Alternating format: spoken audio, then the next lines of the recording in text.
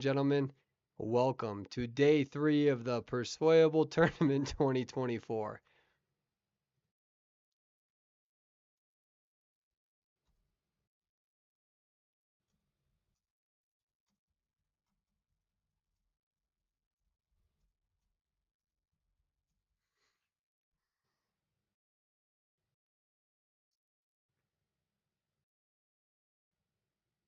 Let's see. Make sure we have everything up. Make sure that we have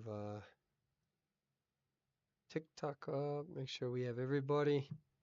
What is going on, ladies and gentlemen? We are finally here. This is fantastic. I am so excited to be back this evening. Can everybody hear us? Are we good? We got a big upgrade in the graphics. They're not perfect yet. We'll talk a little bit about that later.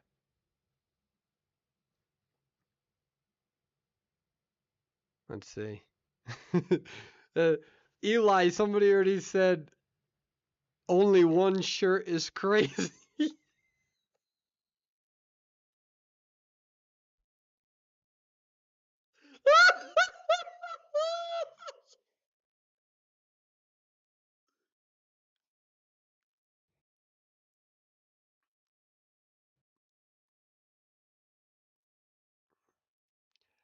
Wait a minute, wait a minute. Hold on one second. People are saying that you are muted. So maybe this will work. Hold on. Let's leave Discord and then we're going to see if this works now. All right. Can you all hear Eli?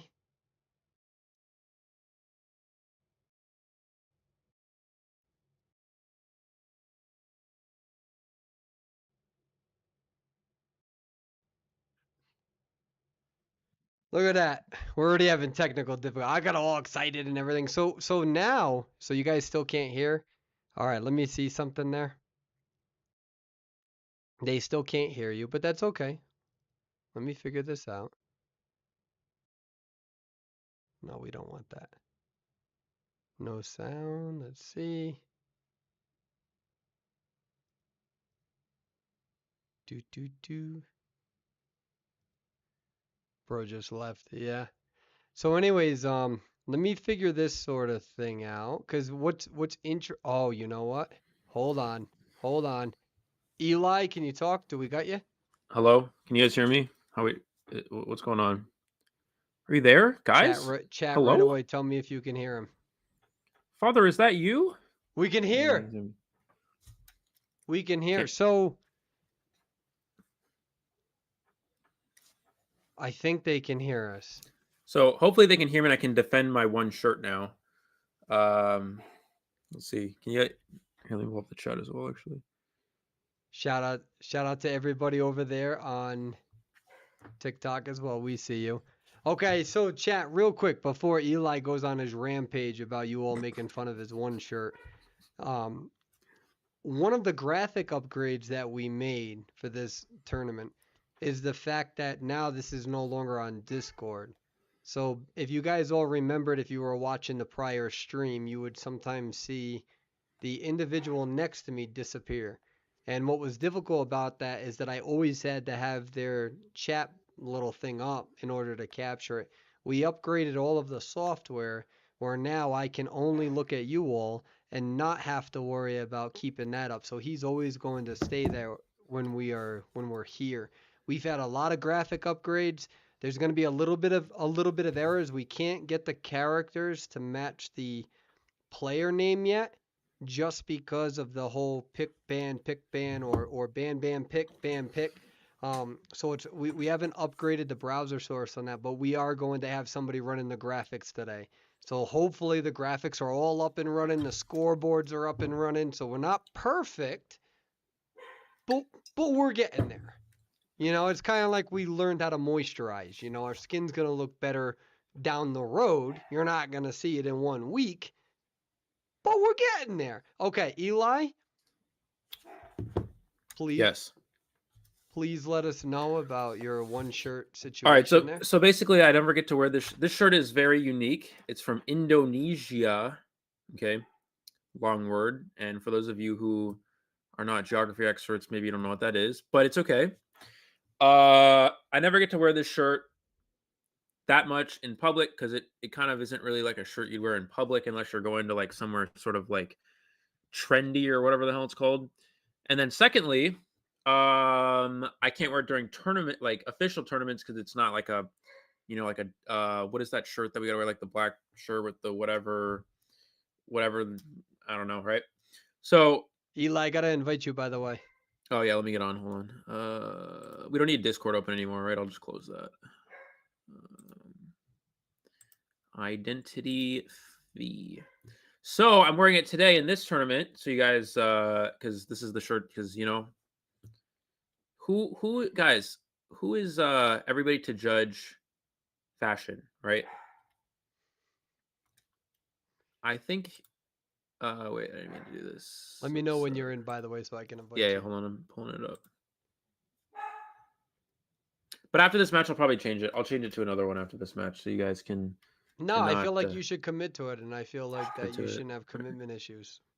Oh, Can we that's yeah. can we talk about that? That's something we should try to avoid. Actually, I don't think you have commitment issues because you're still here. Okay, I grabbed the wrong. Let me grab the iPad. Hold on. Sorry. Wait, are you logged in?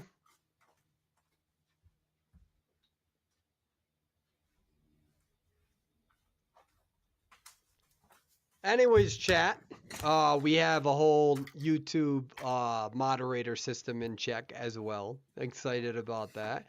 And yeah, there's a lot of big upgrades for this. There's going to be more graphics, scoreboards, transitions. Again, it's not going to be perfect, but man, we've been working our butts off this past week to show progress instead of just talking about it. Also had the opportunity to talk to almost 150 players or more in the tournament. Learned a lot. We definitely made some mistakes. Definitely have grown from that. Future is bright, baby. Future is bright. Eli, are you in the game? I'm downloading patches. So hold on. Yeah, so about Sorry. that growth conversation we just had, chat, I'd like to take some of that back. My devices always download patches every time I open them. I don't know why it literally every time I open. I don't know what patches they're downloading So since they everything do I it every said was a time. lie. Yeah. So there we go. Disappointed you.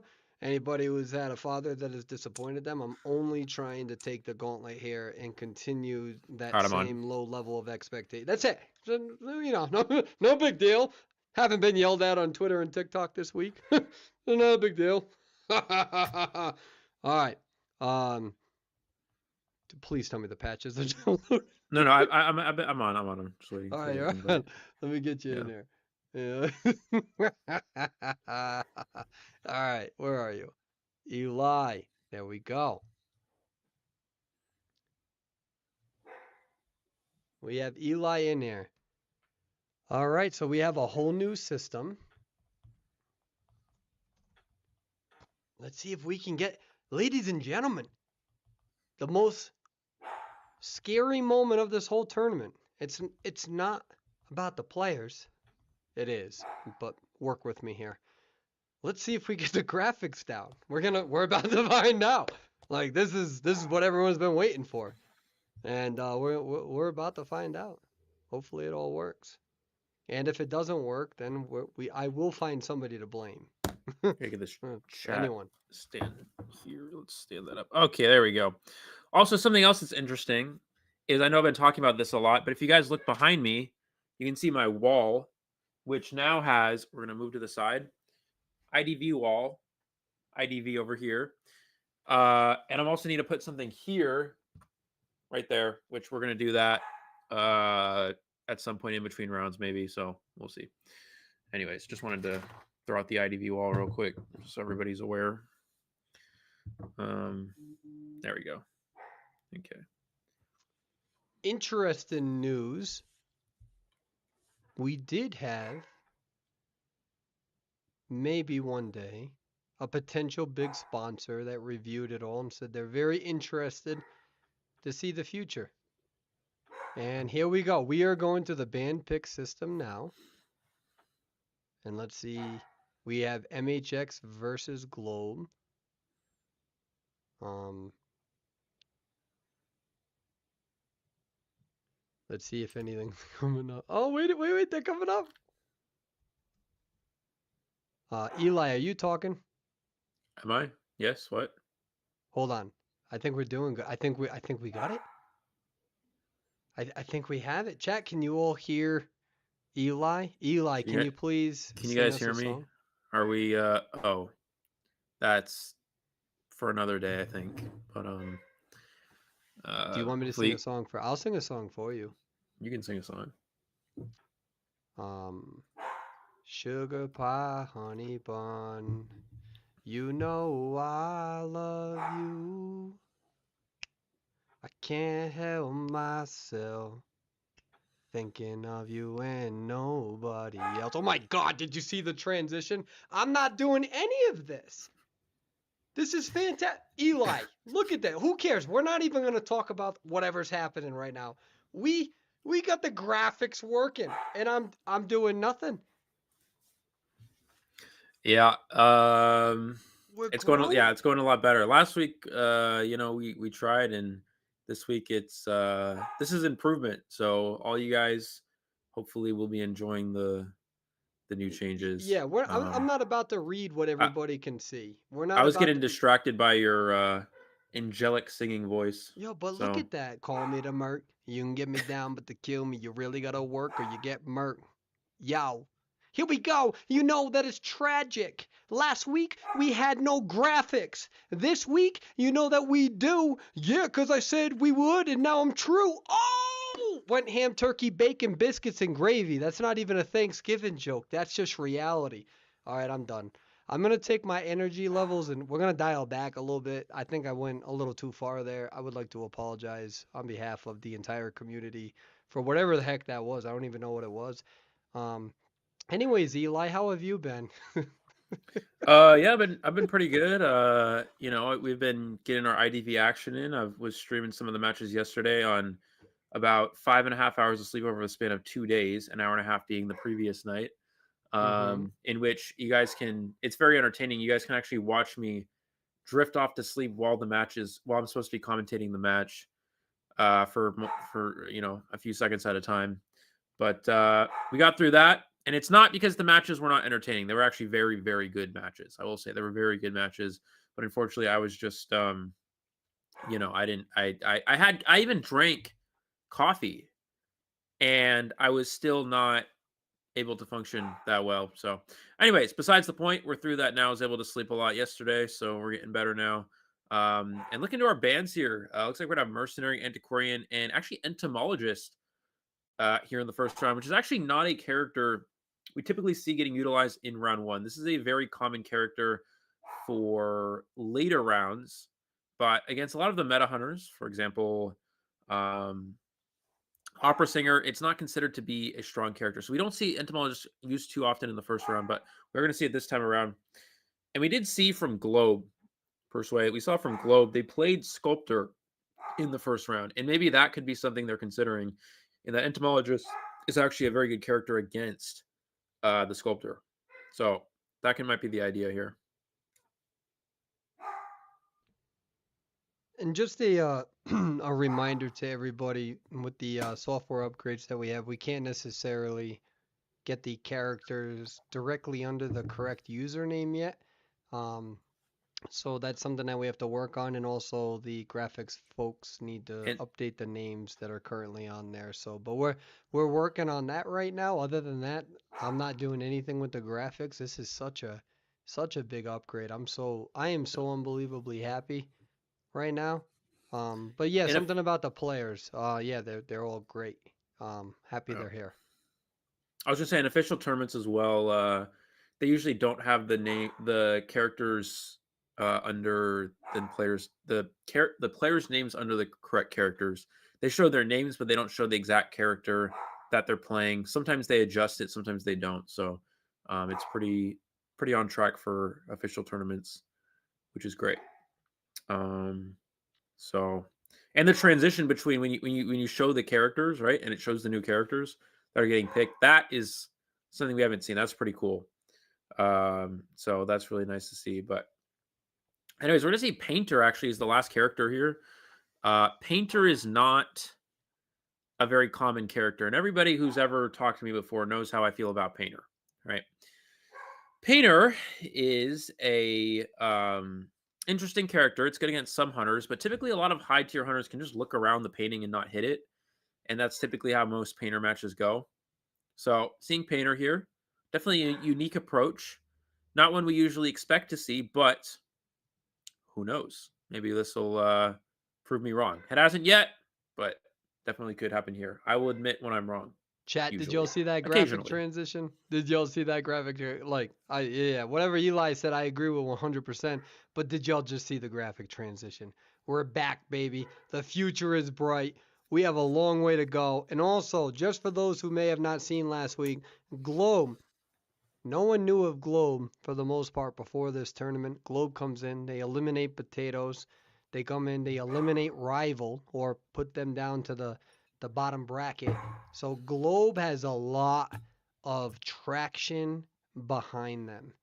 And there is a lot of traction behind them because they have eliminated very good teams in this tournament. They never lost a round until they went against Sprinter, arguably the best hunter in the entire server traditionally. So the question is what are they going to be able to do now going against arguably also another top 4 recognizable team in this entire server, which is MHX. Another thing to point out is that the hunter for MHX, for those of you who recognize his name, is actually Mushin, which is arguably one of the top, I would say, in the top 3. He's been in the top 3 hunters for a lot of people.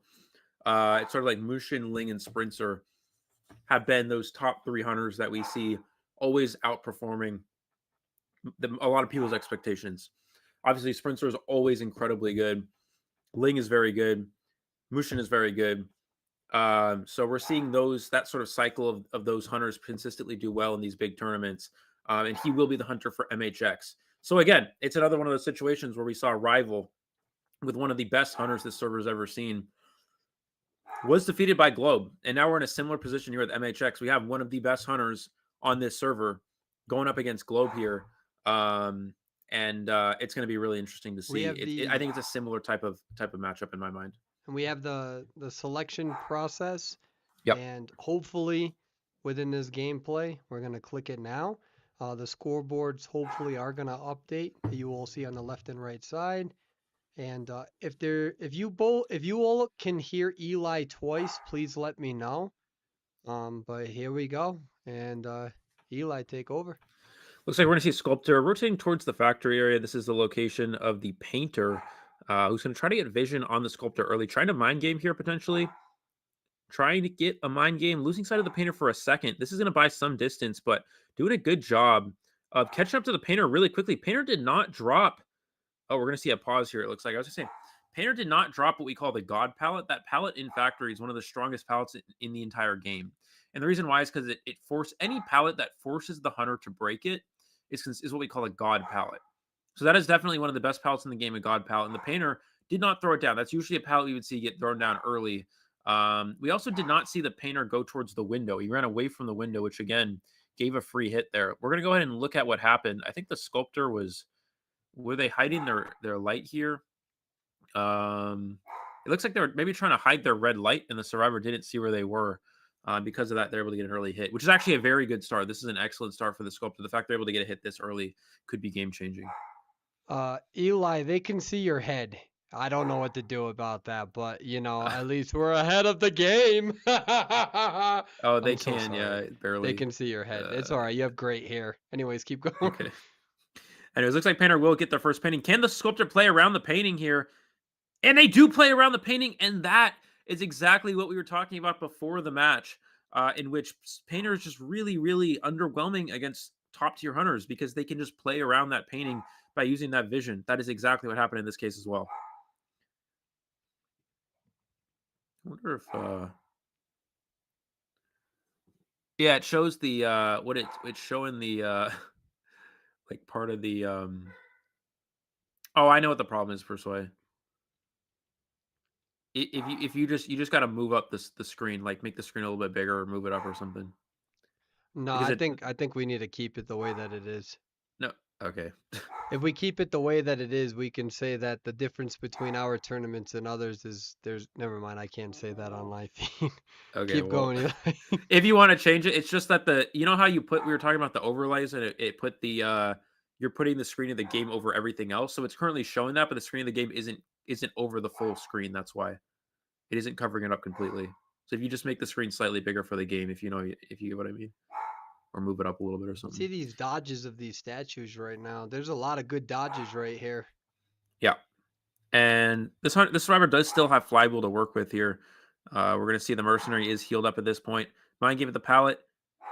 Beautiful. And sculptor walking straight through the pallet. We're gonna have to see the flywheel get utilized on the swing right here. There's the statue. There's the flywheel, Oh, but throws the wow. pallet on the wrong side, unfortunately. Oh, that's so difficult, especially with the stat. If that was any other hunter, I think they would have been able to pull that off. That's really difficult. Trying to have to use your flywheel and anticipate the statue right there. That's difficult. That survivor did the best they could in that situation. Good discipline from Sculptor though. I think what the sculptor was, or sorry, the painter was trying to flywheel through the pallet, and unfortunately just wasn't able to get through on the flywheel. I don't think we're gonna see a rescue here. We might see mercenary feed some tonight. It does have wanted order, so it can kind of hover near the chair, or maybe even just a code here, and we won't see a save. But the sculptor does still have warp to work with and does have full presence. And this is where things get really challenging for a survivor side. Going against a sculptor is when the full presence statue is really hard to come in. Kiting a no presence sculptor is not that hard. And that's why we've seen sculptor kind of fall off of the meta, is that for no presence sculptors kind of just get kited. But full presence sculptor is where it's incredibly hard to kite against. Oh, and the mercenary running in to the hunter, but we're going to see an elbow pad past them, trying to make some distance. They're going to have to use 2 here if they want to get away, and they get the elbow pad canceled by the statue. Wow.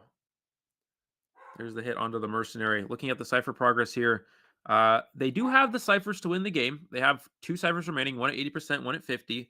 But this mercenary, or now the entomologist rather, is not going to be long for this world. Taking a risky vault. They do not get swung at here, but we are going to see 2 chips in a row. The warp may be a bit premature. This is going to get the hunter stuck in the bees, and that is a perfect result for the survivors. Wasting warp, getting the hunter to waste warp while not going down in the process. Not even taking a chip at that point was very good. Now they have to be careful of this vault and the full presence statues, and that's why full presence sculptor is just so strong. 2 ciphers remaining. We'll see what they do from here. Well, unfortunately my game has frozen, so I'm reloading the game. Your game is frozen? Yeah, not sure what's Okay. going on there, but we'll just So right now reload what that. we have is Sculptor, we have Entomologist on the rocket chair, Mercenary is a 1 chip away, Antiquarian full health. Rotating towards what we refer to as sandbags. Deep sandbags would be a little bit further in where the other survivor unfortunately was having difficulty with that flywheel, going after saviors. Who is the antiquarian? 1 cipher remaining. Unfortunately with this game mode, oh, that's not bad. That's a chip. 2 survivors still back up. We have 3 survivors in total. Antiquarian doing a good job at reverting and avoiding all of those statues. Gets chipped away again. Gets chipped twice. Is 1 chip away from being down. That was an extremely good double chip from the Antiquarian. Trying to rotate around here, breaking line of sight. This is going to be very difficult for Antiquarian to survive here. The Let's see thing what is, happens. she's Still able is to dodge the alive. hit, but doesn't get the stick. Yeah, I think she's Yep. trying to dodge the statue, then follow up with a stun. Now, Yep. they do have the cipher progress again. The last cipher machine is regular sandbags, and it's 90%. So they have the cipher to win the game here, but it looks like they're going to stop the heal up completely at this point.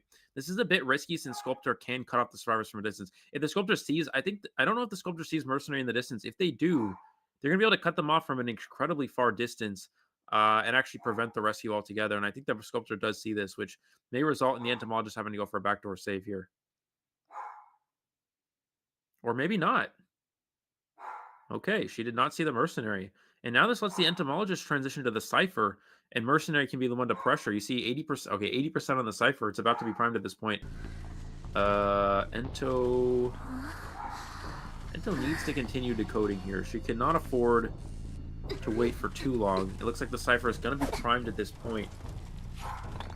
And the Mercenary is going to get all the way in for the save. The Sculptor did not even see him. They're going to warp, but the Cypher is already ready. The Cypher is already primed at this point. Now, the problem is Entomologist needed to pop right away. And the reason why is now the Sculptor can just use statues to down them. And they can't pop the Cypher. Entomologist had to pop the Cypher machine when the warp went up. And she did not do that. And that's going to backfire significantly here on the survivors of MHX. I would like to apologize to the stream for not having any sound for the game that whole time, but it's okay, we're growing, and this is an absolutely amazing match. We're at that one Cypher remaining. They really should just pop right now. They need to pop right now before they do before pop, yep. Pressure. And looking at this position, no warp on the Hunter side. This should be doable for a draw for the survivors as long as this down isn't too quick. The Sculptor also does not have detention. So they're relying entirely on statue chips late game now. Full Presence Sculptor is very good at getting a lot of chips. As we see, double chip onto the Mercenary. Going to get them down here. Going to leave the Mercenary on the ground, although they do still have self-heal to work with. Antiquarian's going to go all the way across to the factory gate and start on that. Entomologist is kiting in this area. Trying to evade line of sight. Does not have any items to work with. But we're going to see the first statue dodge. Just needs to force a basic hit, which is exactly what they do. And they're going to try to kite either around this dungeon and wait for Mercenary to somehow get up and get all the way to gate, or just push the gate altogether. It looks like they're pushing the gate completely here. We're going to see a chip there. Sculptor with no chips available here, Persway. It's on cooldown. If Entomologist can dodge one more set of statues, this is going to be Entomologist making it out the gate. What's going to happen late game, though? She doesn't have detention. There's the stun. There is beautiful Entomologist stun. dodges the statue. There's no statues. They're on cooldown. Those two make it out the gate. Now if the Mercenary could potentially make it to dungeon, which is middle, though. She can't guard it. This is really tough for the Mercenary. No. But there's no detention. Yeah, but if he gets a chip hit, she has to dodge a full presence statue first. Right. Here we go. That's this is going to be very good. This isn't just your standard detention. I think she misses. They got to get a chip. Here we go. Mercenary's working their way. Here we go. This is your moment. Mercenary! A 3-person escape. Oh, my God! That's what I was talking about. If the Entomologist could have dodged one set of statues there, she makes it out the gate at the end because they would have gone on cooldown, which is exactly what we saw happen. She was able to dodge that set of statues. Antiquarian was able to push back, and that resulted in them making out the gate, and Mercenary avoiding every statue to make it to dungeon. And this is the same Hunter that got a 4 elimination against Rival, who's arguably right now the best team on this server. And this MHX team with an incredible 3 survivor escape against the same Hunter. I mean, that's incredible. It really is amazing. And I just yelled, and I apologize to absolutely nobody because that's the energy that you get when I don't have to worry about graphics, boo-boos. I'm so happy that I get to just shoutcast now. That was their moment. That was their moment. Eli, I'm just giving you my professional opinion. Do you know why Mercenary was able to do that? Why was he able to do that? Because they were listening to Call Me to Merc. I already know for a fact. I don't even need to fact check it. There's no community fact check tab on a live shoutcast. I am telling you what I know. That Merc was listening to the most fire song ever. Shout out to Charizard Mains. And let me tell you something. That's what you just giggle. Don't giggle. You're gonna mess it up. My bad. You can't laugh at my awful jokes. Yeah, sorry. Okay. Oh, I love that. That's fantastic. What a way to open up this live feed. You can see the graphics coming out. We see the transitions happen. And we had a little bit of audio stuff. But you know what? Chat, you helped me. You helped me figure it out. Oh wait, I have to invite Eli. We're still getting the sequence down. Let me invite you, Eli. Also, shout out to Toxicology for welcome to the boo. I don't know what that means. I think that's your little your member thing, right? Membership. Yep. So we just opened up the memberships on YouTube. Excited about that. Something I gotta do too. But yeah, that's awesome. Welcome to Toxicology for do you have like a name, like a part of the something community? Because all the streamers, they got their little names or whatever, like the welcome to the book club or whatever it's called. I don't know. The band pick phase now. Yeah, so we have the memberships that just opened up. This is the first time I have ever done this on my YouTube channel in 5 years ever. We see Wildling has just been selected, and each of the memberships will offer different things. Especially because we have a second YouTube channel coming out, which has already been launched. We have Painter that just got selected, and on that second YouTube is going to be 1 hour episodes a day. This is how much work we've been doing, ladies and gentlemen. Doctor just got selected as well. And so being a member is going to allow for you all to choose the schedule of the 1 hour episodes. You're going to get sneak peeks. You're going to get told about information about future tournaments before anyone else. You're going to see the rough drafts of all of the fan art that we're working on. Are you gonna There's get so many things. Are Yep. you gonna get song previews as well? You know Does what? that That's a count? good idea. Absolutely. So there'll be different things with those different sorts of perks. Those got launched out. However, I also don't want to talk too much about it. This is the only time that this is gonna get spoken about.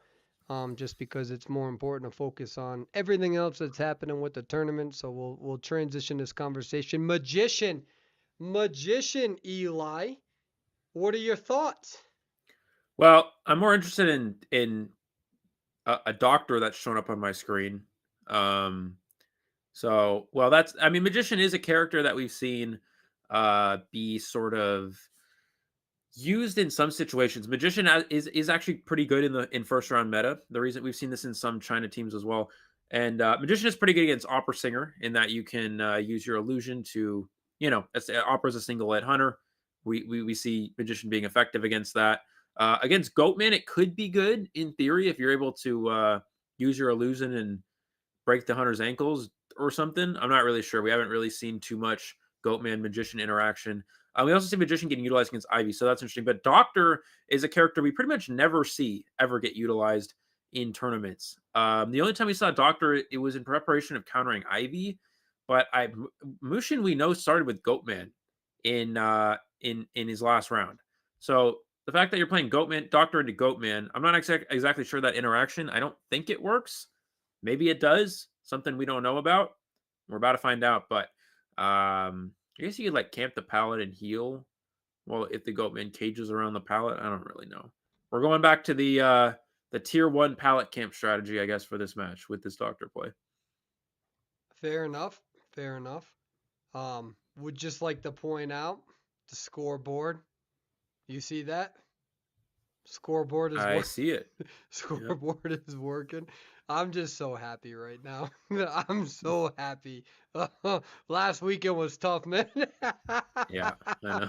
I know. I'm just happy. And I know. You know what though, Eli, while we're waiting for the hunter, the fact is that there's gonna be people one day, especially and we see Ivy get selected as well. So there's gonna be a time one day in the future where people are gonna look back and be like, "Yo, do y'all remember that first weekend on that tournament? Yo, where no YouTube mod chat, no graphics, nothing, and it's gonna be a wonderful moment." And I want you all to know that I'm so appreciative of you all growing with us. Because just like as you all know about the whole pop, pop, pop, pop, pop, pop, Perswayable, that's because I didn't know how to add intro music to a YouTube video. So instead of trying to make everything perfect, we just started and we grew as a channel and we slowly learned how to add intros and outros. And then I still kept it pretty basic because I'm a basic person. But it's the same idea. I feel like there's so many people out there that have oh shit. Oh, I mean, oops. I mean, oh, excuse me. Yeah, we messed that one up. So not only did I just swear, but I missed the maps, man. All right, let's go in the Eli takeover. I'm done for a second here. All right. Nobody clip it. Nobody. We got the Ivy here. So not Goatman, actually Ivy here from Mushin, which we were expecting Goatman, but it's actually going to be Ivy. And Doctor is a character that can technically be used against Ivy, and that if you're able to get that, Ivy struggles to get back-to-back hits quickly, giving Doctor enough time to get the heal off. We also see Barmaid being another character in a similar situation to that. So it does actually make a little bit of sense to see Doctor. Typically, Barmaid is more optimal, but prioritizing Doctor or Psychologist for that matter. It looks like we're going to see first chase onto the Painter. Painter does have to look at the Hunter a bit here. Oh, but a swing and a miss. And Wushin missing a free hit there. That is very good for the Survivor side. He's going to put the Tombstone in this area. And the Painter still has not gotten enough vision to get a painting. And this is why Painter can be sometimes difficult to play against Ivy, because you can't afford to look at the Hunter. Wushin trying to mind game here. This Painter doing an excellent job. Not giving any sort of free hits here. We're going to see the main body scaring. It doesn't actually register through the container there, it looks like. Can he get the hit at this pallet? The fly will avoid the hit. Blink will get the first hit onto the Painter, but Persway, we're going to see the Painter with some vision. We're going to see the main body ghost, or sorry, the ghost being utilized, and that's the down. If you're able to get a hit as Ivy without using your ghost, a basic hit like that without using your ghost, and the ghost, and your percentage is past 60%, you just main body scare, or not, I keep saying main body, you ghost scare them to get the down, which is exactly what we just saw there. And it looks like Wilding will come in for the rescue here. Shout out to Sylvia as well for joining the member. Yeah, it seems like every time I just swear on an official tournament, unofficial tournament, I just get mad. I got 2 members right when I swore. Is that all it takes? Seems Anyways, like a good let's get deal back to into me. the game chat. So that was a good. Oh, they didn't get the stun in time. Yeah, and that's exactly that's Painter again. We saw this in the first round as well. Painter versus top Hunters. Hunters just look away from the painting and swing, and if the Hunter's within the Hunter can register the hit, the painting activates after, and it's just useless. This is twice in a row now where Painter, again, top Hunters, as long as they know how to play around the painting, which we see both of them doing here, it's really hard for Painter to be of much use. I mean, that was fantastic from the Ivy, being able to avoid all that. But let's talk about that Painter kite, right? There was a lot of mind games in the beginning there. They're already down to 3 ciphers. I mean, what's your prediction here? Are the Survivors in a good spot, Eli? I would say no. Looking at the cipher progress, they have 1 cipher at 50% and not much progress on any other ciphers. And when you're this late into the game against an Ivy with incredible map pressure, it's sort of like Dream Witch. When you're unable to get, when one of your survivors is eliminated early with a lot of ciphers remaining, it's very easy for Dream Witch to win. That's exactly what we're going to see here in this Ivy situation. It looks like we're going to see Doctor rescuing. Can they get the save off? 94%, 95. There's the flywheel to reset back to 0. They reset it back to 0 here, and Doctor gets the body block. For those of you who don't know, if you flywheel as you reach 100% on the Ivy stun, it'll reset back to 0, which is exactly what we saw there. There's the scare, 96%. It's not enough. It's not going to be enough here. Oh, but they gotta get the stun. Oh, they didn't get the stun. Oh, what's gonna happen?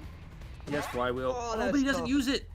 He goes down. I think what happened there is that the Painter, he was at 96 when the Hunter looked at the painting, but I think the Painter looked back at the Hunter to go for the pallet stun and then realized, oh shoot, I'm gonna get to 100%, because when you look at Ivy, it adds to your percentage, so it pushed him up to 100, stunned him. The Doctor went for the stun but missed, and that was actually game changing. If Doctor gets the pallet stun, this is a whole different game.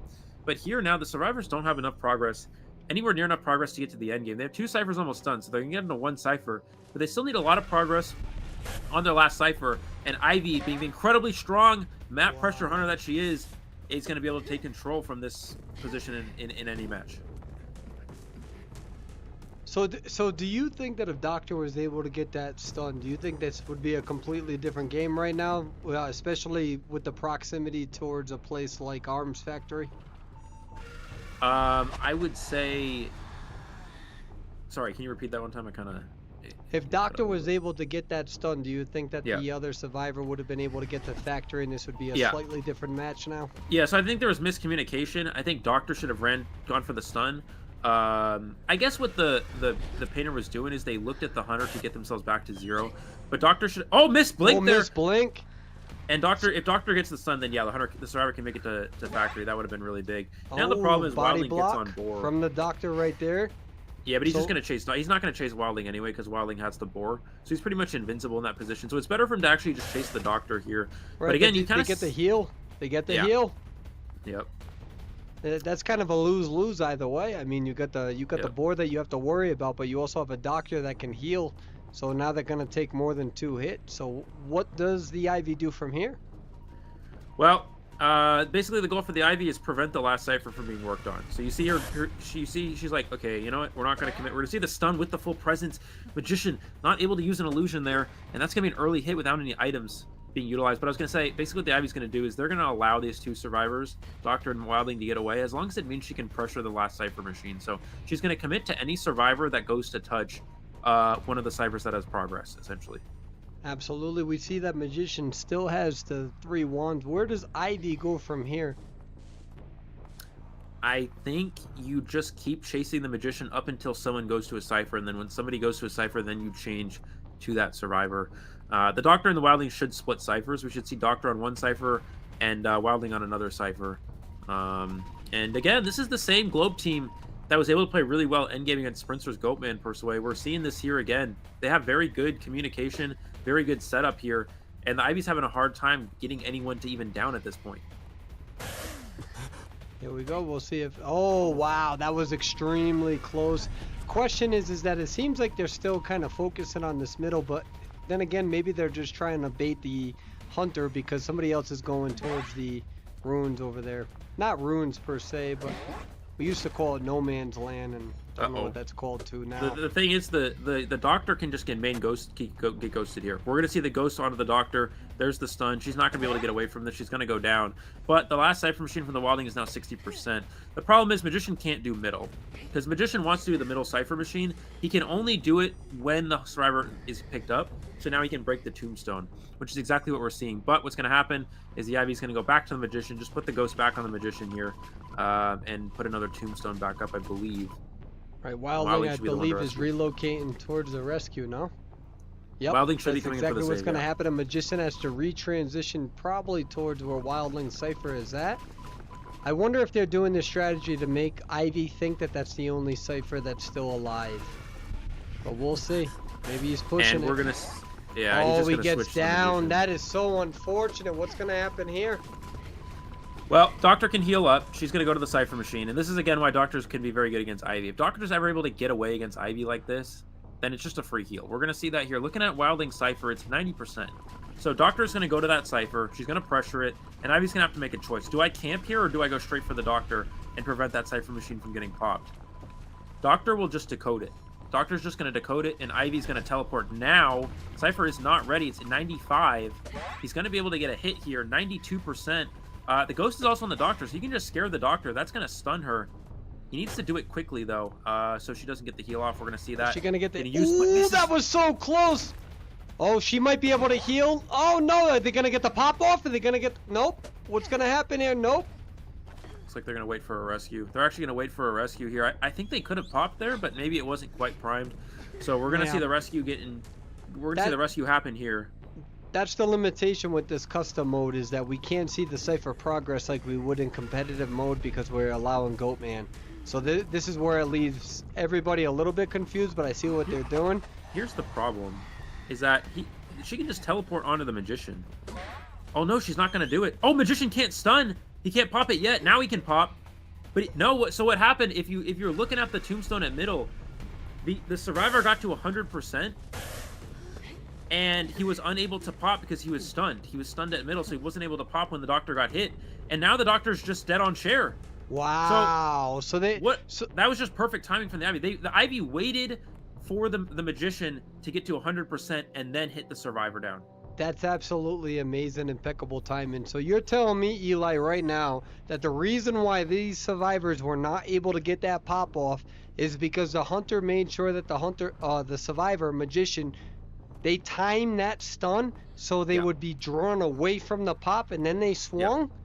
Yeah, that's exactly what happened. So that's not a survivor mistake. That's a Hunter outplay game. Yeah. So those words didn't make sense in a sentence, but we're going to pretend they did.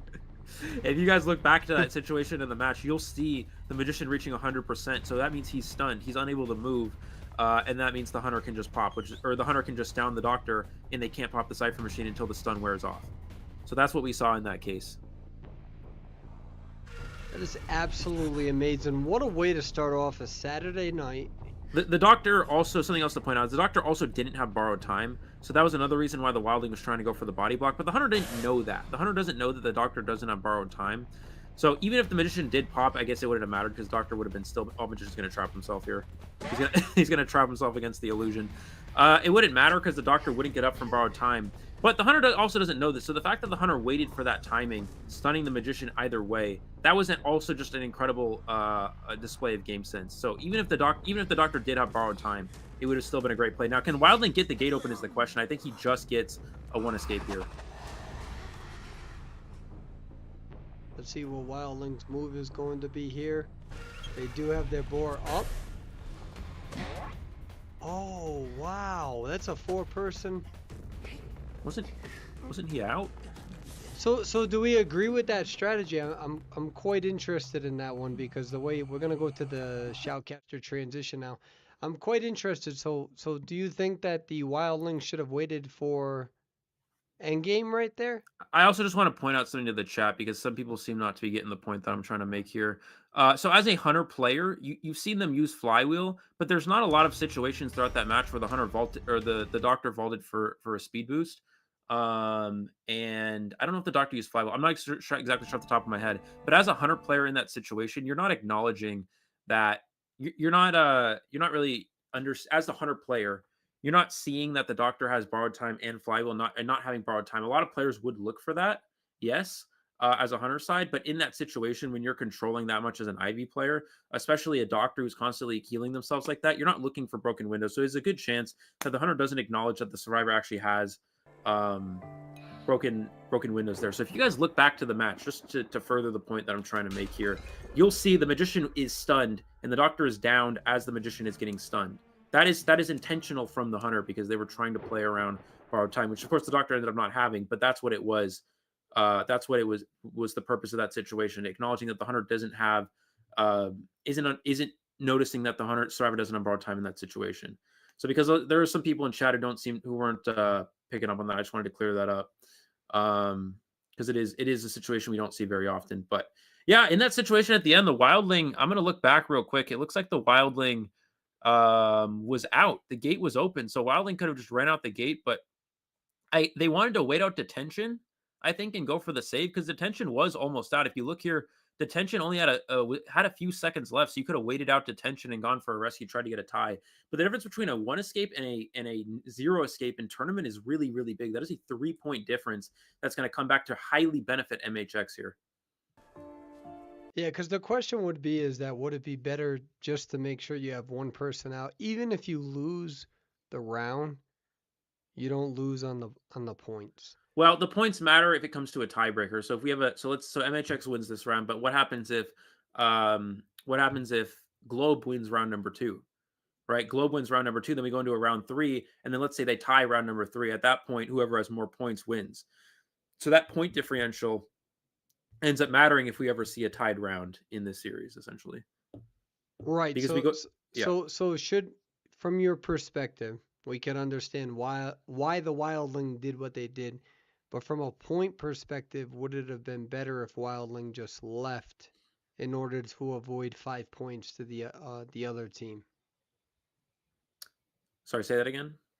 So in terms of wildling, we can understand why wildling would try to want for a tie in that round, but Well, they're trying to close the point. So let's say Wildling can rescue and then get on board and then body block using the board to help the survivor get out. That's sort of the plan. In my okay, opinion, it's too okay, risky, okay. but that's what they were going for. All right. Yeah. Absolutely. No, that makes perfect sense. That was the Yeah. clarification that I was looking I, for. I also just want to clarify one more. I'm going to say this one more time because again, people still seem not to get this. As a hunter player, even if you do see a character use flywheel and broken in the same situation, it's very rare to actually think that with an end game pop, especially playing a very complex hunter like Ivy. And for even for some of the best hunters in the world, they'll sometimes overlook that. So again, if you look into the end of the game when the magician was stunned and the doctor was down, that was intentional. The Ivy wants to hit at that time. That's a standard Ivy play is to try to wait. Maybe the tombstone is on the last cipher. The survivor gets to 100, then you hit them, and you delay that effect if that makes sense. And even if the Ivy acknowledged the doctor didn't have borrowed time throughout that match, in that situation, that was intentionally timed. That's the point that I'm trying to make. I think some people still didn't seem to get that, but hopefully that's more Well, um, remember too that this understandable is now. there's such a new audience that's here, including Yep. myself, after being gone for 2 years. So it's difficult to process all of that because there's so much going on.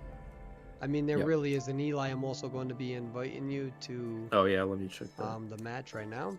But there's a lot that's going on here, and I mean, there's so much gameplay. There's so many decisions, and this is also why you're supposed to have two shoutcasters, because sometimes we are all looking at different things to make sure that we're not missing anything.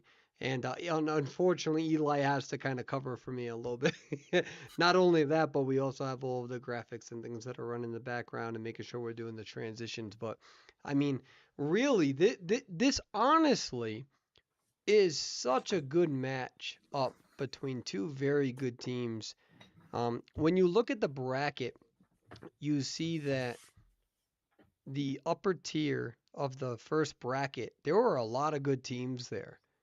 When you reflect back, you saw that the Potatoes were there, you saw that Rival was there, we see Globe that was there, we see MHX that was there.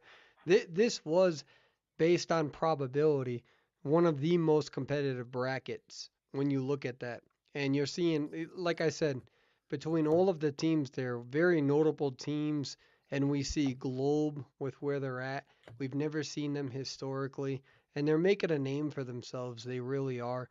And MHX is also bringing it to the table. These are two very, very good teams. And that's exactly what we are seeing right now. We're going to switch to the band pick phase right now on screen. Now we are gonna see Eli gonna make English one.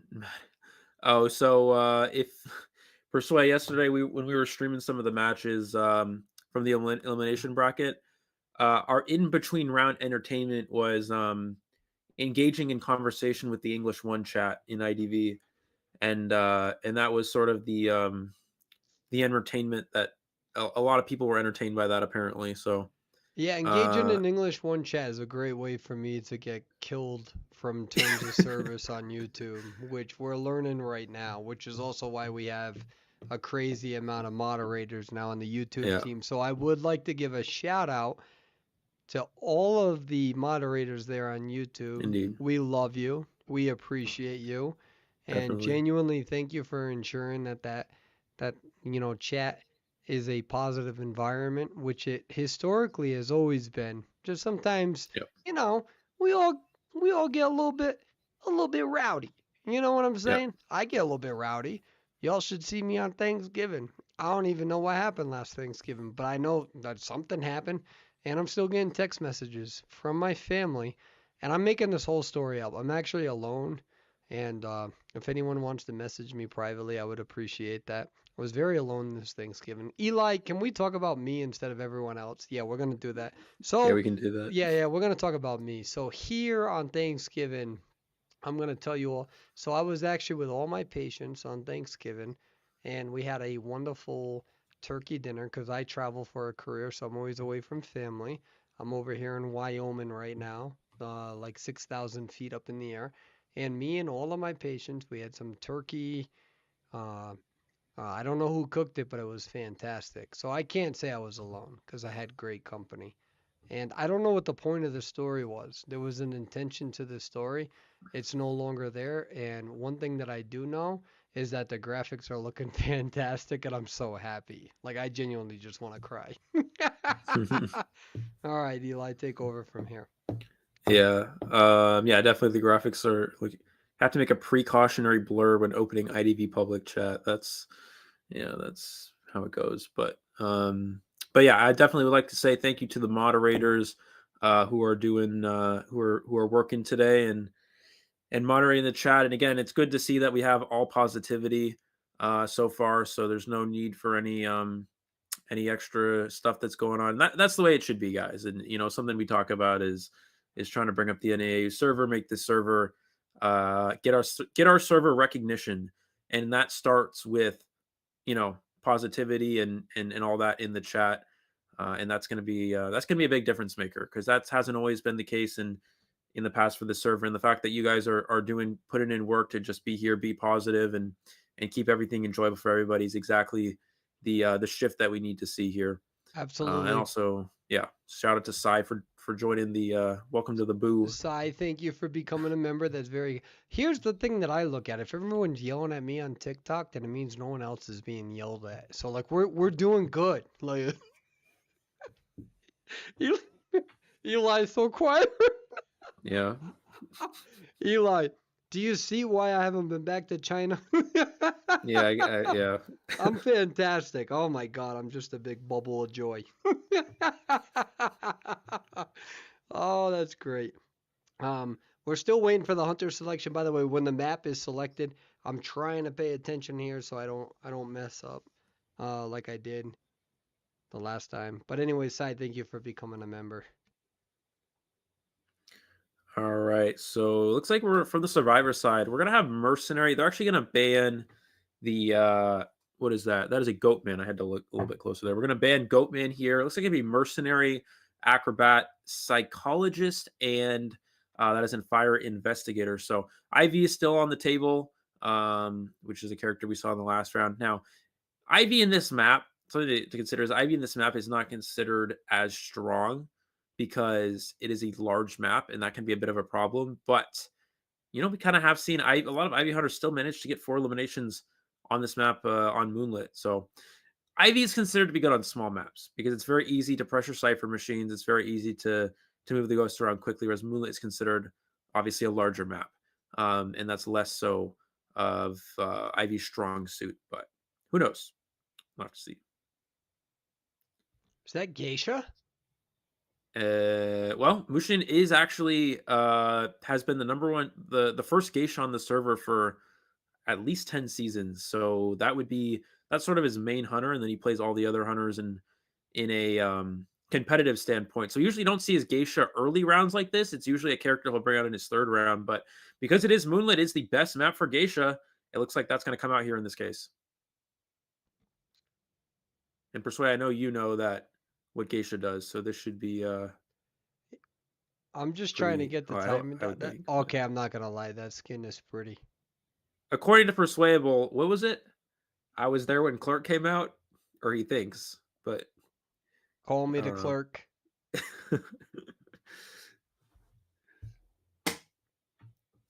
My bad. I'm trying to like time this map thing because I messed up You're good. so bad. So like, We'll talk so about the like I'm builds in as well. sniper mode right now. No, no, no. We're getting this down. Like we're Okay. growing. Here we go. Look at this. Look at. Oh, dude, we are on fire. I mean, the We've been players, they're all doing great. They're doing fantastic. Let's talk about Perswayable. I'm just kidding. I'm just kidding. No one take that seriously, please, for the love of God.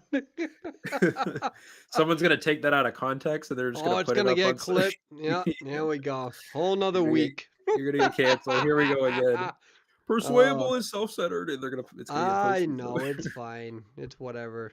The good thing about being self-centered is that my old bum can hit the space key because it's bigger than every other button. So there we go. With that All being right. said, I think, yep. Look at that. That's a beautiful skin. I'm not even like in the skins, but it's pretty. It's elegant. It's simple. It's nice. And Eli, take it away from here. Looks like we're going to see first chase Fire Investigator. This is the first stop platform. A lot of hunters don't like to chase here because the survivors can easily take the roller coaster to escape. But Geisha is one of those characters that doesn't mind that because she can easily. We're going to see the speed boost here. She can easily catch up the coaster to the second stop by using her dashes. Now we are going to see this pallet get dropped. I believe that was slow pallet breaking speed. The Fire Investigator is going to use the speed boost again, reusing that ball there. That's something that we see a lot. From the survivor, we see an excellent dash from the geisha. Is going to get the first hit. And I believe we might see the coaster get utilized here. Oh, she baits it early. She might actually be able to beat him to the platform. Does she beat him there? I think she does. And we're going to see the down onto the fire investigator. What a quick down. It was looking good for the fire investigator looping that area, but you see why Geisha doesn't mind the coaster that much because she's easily able to make it to that platform a lot faster than most other hunters can. Looks like Mercenary going to come in for the rescue here. 2 cipher machines with good progress, but they haven't been able to pop just yet. Will Geisha go for the drop down play? She will. A play that Mushin likes to do is he likes to go for the blink drop down play and to get a no attack recovery. I wonder if we're going to see him utilize that here. Mercenary, if they want to get this rescue before half, they're going to have to go now. I think Mercenary is going to actually wait this out, and he's going to go after half here. I think Geisha acknowledges this, and she's going to try to go push this save, force the Mercenary to rescue a bit early here. But I think Mercenary's just going to run circles around this carousel. This is something to note for a lot of you players, is that you don't want to rescue directly after half. You want to either rescue right before halfway mark or right before the survivor's dead to give extra time to decode for the rest of the survivor team. We're going to see that hit there from the Geisha. Mercenary getting the save off. And another airbag. Going to push first stop. And Mercenary's going to hold this skill check. But he can just... Oh, he misses the dash. There's the blink. Blink to double down the Mercenary. And you might think this is great for the survivors. But no, this is a Geisha. She can just simply catch up in one dash just like that. There's the speed boost. Fire Investigator continuously reusing these airbags. Excellent usage of those items. The flywheel is baited, and he gets the hit. With the flywheel getting baited out there, unfortunately, Fire Investigator was not able to get that flywheel off. And we're going to see him on chair for the last time. Psychologist Cypher at about 70%, Acrobat at 60%. So they have good Cypher progress. And Mercenary Cypher is at 50 on bridge, but Mercenary is now getting placed on the rocket chair here. And this is where things can get a bit challenging for them, I think.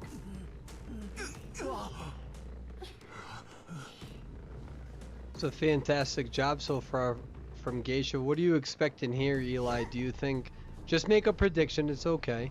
Do you think that this is going to be a tie or a win? Gut instinct. I think this is going to be a win, and the reason why is the Mercenary's dead on the last Cypher machine. So Psychologist can move to this Cypher machine and work on it. They're going to have to start an... You see Psychologist is now forced to start a new Cypher. That is not what the survivors want to do. They want to pop the bridge Cypher at 50%. They're not able to do that currently because the survivor's on there. We also see the potential drop-down dash hit. There's the drop-down, but it was not able to get no attack recovery. We do see the hit onto the Mercenary. Let's see what this Acrobat can do here. He needs the bomb, but he doesn't. Oh, he holds the bomb. That was so a little close. bit too long there. Beautiful job from the Geisha. Something the Acrobat could have done is he could have red bombed into the door, through the door into tent, and that would have meant that Geisha couldn't dash. And he would have been safe for a little bit, but I think he tried to jump over there, wasn't able to get it. Now Mercenary's coming for the rescue here. They have two Cypher machines almost ready, but the Geisha has teleport back up, and Psychologist is now only 2 hits away. We're going to see the rescue from the Mercenary. Mercenary's going to absorb this hit. It's a lot more tieable for the survivors than it was about 30 seconds ago, but it's still not great, as one of this Cypher machine that they do want to work on is here. Now, we do have the Cypher machine at 4-stop almost ready for the Mercenary. That's going to be their last Cypher machine now. That they've abandoned the bridge Cypher. Let's see Acrobat if he'll do the jump. He does the jump over, but does get knocked down. Psychologist has a prime Cypher here. Looks like she's going to be the one to pop, but Geisha acknowledges that Mercenary's on one of those last Cypher machines, and she's going to teleport early here. Instead of holding the teleport, gets the dash Beautiful through. dash. Through the wall there. Beautiful dash. Gives me memories of Land. Shout out to Land. Yep. And that's exactly one of those things that a good Geisha player can acknowledge, right? When you know, as a Geisha player, you know what you can dash, and you know that that's something that you're able to pull off, right? And that's what we saw in that case. The Acrobat's going to get back up here, but the Geisha's ready for this. Will she go for the Acrobat, or is she going to go for the chair? Psychologist will get the rescue. The problem is the Cypher machine at 4-stop is about 95%.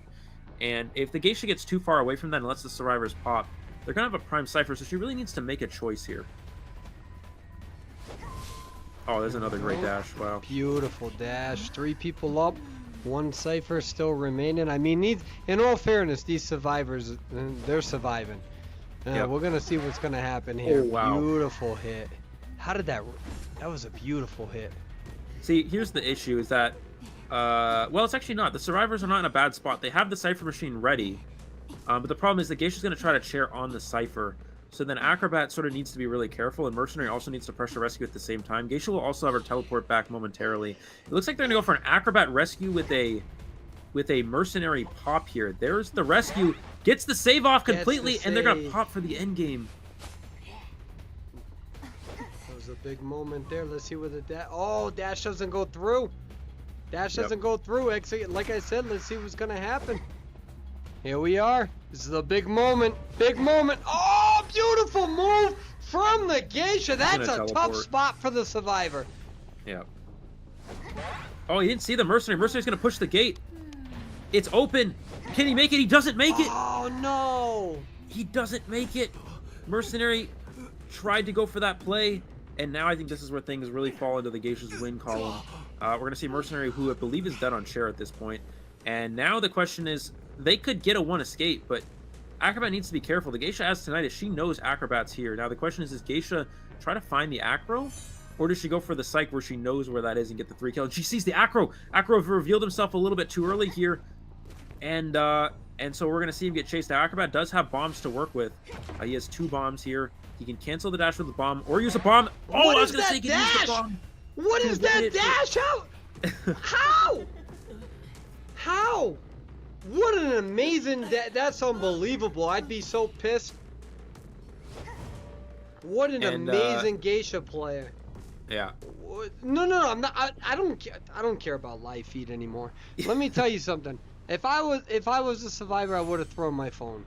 You know, respectfully. Yeah. You know what I mean? Like, make sure I got a good solid wall so no damage is done, and make sure I got a good phone case. So, you know, again, I don't advocate destruction of property, but I'm just saying, I'd be mad. Like that. Yeah. I'm just saying, I'd be mad. That would be really good. That was a really good, unbelievable dash. I'm not even playing the game. We're going to switch over to us right now, Eli. Let me tell you something. I'm not even playing the game. As a survivor player, I'd be pissed. What a fantastic dash from Geisha. I don't even know how it happened. Well, I don't even know how it happened because I don't play Geisha. I played against Geisha for like 5 years now. But like, there's times where you can headbutt a wall and sometimes you shouldn't. And I don't say that as a therapy clinician. I say that as a player. If you're able to see even a flicker of the butterfly at any point, you can dash to it. And that's what she saw. The Geisha, I think, probably saw a flicker of the butterfly out of the corner of her screen and she's able to dash through it. If a flicker of a butterfly shows up at any portion of your entire screen as Geisha and you click your dash button, you're still able to dash through it. And again, this is why we're talking about Mushin. This is the he's been the first Geisha on the NAU server for the last 10 to 15 seasons, every single season for the most part. So this is a player who's been playing Geisha, I assume since she's been released. It's something that he knows really well. Now, very commendable to the survivors for managing to get a 1 escape there. You have to consider the situation and how well things are going for the Hunter. The fact that they're able to get 1 out the exit there and not get a 4 elimination is actually very, very crucial. That's something that's going to keep them in the match here and give their Hunter an opportunity to potentially make a comeback. I was laughing at my own joke. I'm sorry. Yeah, it's okay. Like, okay, Geisha and I, all right, in the old, like, moonwalking tutorials, like, Geisha and I got a little bit of beef, but it's fine, not a big deal, not trying to bring up the past, but what a fantastic Geisha, and honestly, I looked at the replay, I don't even know how they got that dash off, that's how you know that you're seeing a Hunter on a whole completely different level. Like you really are. And that's tough on our server too, because when we don't have as many players, it compared relative to the Asia server, the China server, it really is difficult. We're gonna switch over to the ban and picks right now. But you're seeing right now the updated scoreboards because the graphics are going fantastic. You're seeing the global ban. So for those who are watching right now, the global bans are those who are under the 4 survivor bans. So when you see like 9 picks, like any character that you select is going to be banned going further. And then you see the generalized bans from the Hunter.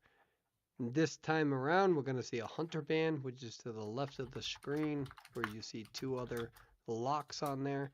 We have not been able to make it where the names can absolutely match the characters that pop up, but we do see MHX right now. They are ahead, 1 win.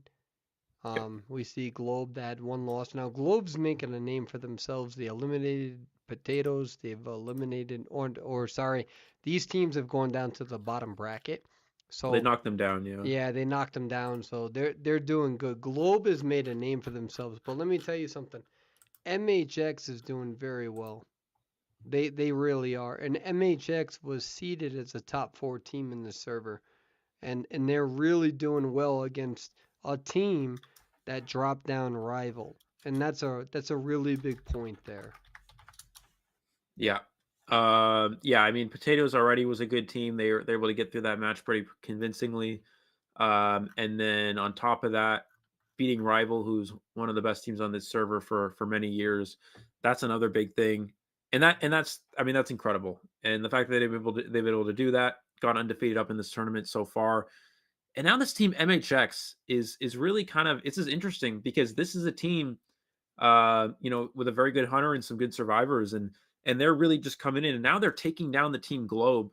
That as soon as Globe beat Rival, so I think we expected Globe to be the favored team in this entire event because Rival is usually the favorite team in a lot of these NAU events, and the fact that Globe comes out and was able to defeat them, we were like, wow, this Globe team is very very good. They could easily go win this event. And now MHX is coming in here and they're off to a great start. They're off to a great start. They have a win in the first round and a 3 kill in the second round here. So things are looking very good for them. We see a breaking wheel ban. Very Hmm. interesting.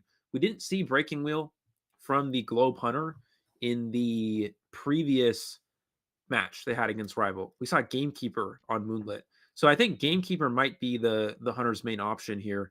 We did see a Gravekeeper ban, and a Gravekeeper is a character that a lot of Gamekeepers will ban because Gravekeeper is typically considered a strong rescuer against I Gamekeeper. think, in all fairness, Eli, I don't know, just because I'm getting a little bit older here. Things get a little bit challenging up here. Mhm. I think that Breaking Wheel was a ban that Yeah. occurred during that match. So Oh, that it is could have been something. that as Yeah. well. Yeah. I want to give a shout out to Bosba for the sub. But Danny, thank you for becoming a member. I appreciate that. Um, you know, the way that I look at MHX, right? And everybody can see what's happening on live feed right now. So we're not gonna just replicate. Honestly, I'm not gonna lie. No offense to you, Eli, and some of the other shoutcasts. I get so bored when y'all just like replicate. Like all we do is repeat everything that's happened on live feed. I hate that because it's like I Yeah. can literally see. Oh wow, and Bomber got picked. Yeah, okay. I got two eyes. I don't give a damn. Like how about you? How Yeah. about you give some entertainment here, right? So I'm not about to do that whole thing. I've always been against that. Here's the thing, right? Unfortunately, yeah, that's what we're MHX, told to say. this is an opportunity for MHX because MHX have always been a good team. And what bothers me is that even though Rival and B4U, we'll use those terms interchangeably, especially as one of their creators and coaches. What bothers me is that when there's somebody, a team that's underneath them, they often disband. They're often in their shadow. Now, I don't know the history of MHX in terms of character shifts, player shifts, but they've always persevered. Nobody can take that away from them. And this is an opportunity for them to shine. They're still here. They're still competing and they're Yep. improving and they're Yep. doing good against a team that put Rival in the bottom bracket. No matter what happens, nobody takes that away from them. And this is the reason why, regardless of all of the nonsense that's posted or whatever, this is why this server needs more tournaments like this because Yep. it provides the opportunity. It provides them their individual moments. And when Hmm. we rob this server of opportunity, and when we rob this server of the chance to have moments, people don't want to take competitive seriously. So, Hmm. this is the reason why this matchup right here, right now, is the reason why no matter what, I'm going to personally continue moving forward with the software, the development, the marketing, everything. Because players right now are outside of their comfort zone, practicing and putting themselves out there. What we are doing, Eli, is the bare minimum. It is the Yep. bare minimum. We're not putting our integrity and our name on the line like this. And these players, 64 teams, 400 players, are putting their integrity on the line knowing that we're trying to change things up for the first time on a whole different level in 5 or 6 years. And this is the sort of stuff right now, providing the opportunity for players where if you're just watching and you're viewing, it's a whole different generation. I don't care what happened in the past 5 years. I don't care what's posted about me, the tournament, nothing. Don't give a damn about it. You know what I care about? Opportunities like this for MHX to say this is everything that we've been practicing for, and we finally have a moment to show it. And also, Eli, if I may dominate this a little bit longer and I will revert back, a moment for players and new teams like Globe to say, hey, NAEU, you don't know about me, but now I have an opportunity to provide you this experience where no matter what, you're going to leave this tournament remembering my name. Just like the mercenary that was able to go into that, if you will, the dungeon and provide an opportunity where no matter what, that one match will be cemented in history. This entire week, when I see things posted about me, about us, about everything, none of it matters because when there's moments like this is what they deserve. This is what the players deserve. This is what the teams deserve. There's a whole new generation. Nothing's going to stop that. I don't care. And this is why we do what we do. Yeah, absolutely. And again, we mentioned this before, and the one of the ways that a lot of these teams, these other servers, really build their server up is they play events, they play tournaments, teams improve, viewership improves, and community becomes more whole, it becomes more together, right? And that's something that we see, we're going to see over time happen here too. It's not something, it hasn't, back in, if you guys look back, I'm going to give an example of this. If you look back to, I don't know what year it was, but maybe 4 or 5 years ago, something like that, 4 years ago, maybe, we had uh, we had a lot of tournaments, but we had some winter tournaments back then. We would have the IVT, but it was back then, it was summer tournaments, something like that. We used to have a lot of tournaments for NAU back in the day, a lot of big tournaments, and a lot of big name players and teams competed. And the community then was huge. The community was huge. We had not only was there a lot of viewership, there was a bunch of the competitive level was very high. That's back. If you look back, that dates all the way back to the COA 2 area, where the NAU representative team in COA 2 actually defeated a lot of the team. They beat some great teams from other regions, right? And then over time, there sort of became a gap where NAU sort of, during COVID and whatnot, there was less tournaments, less events, and NAU had less recognition.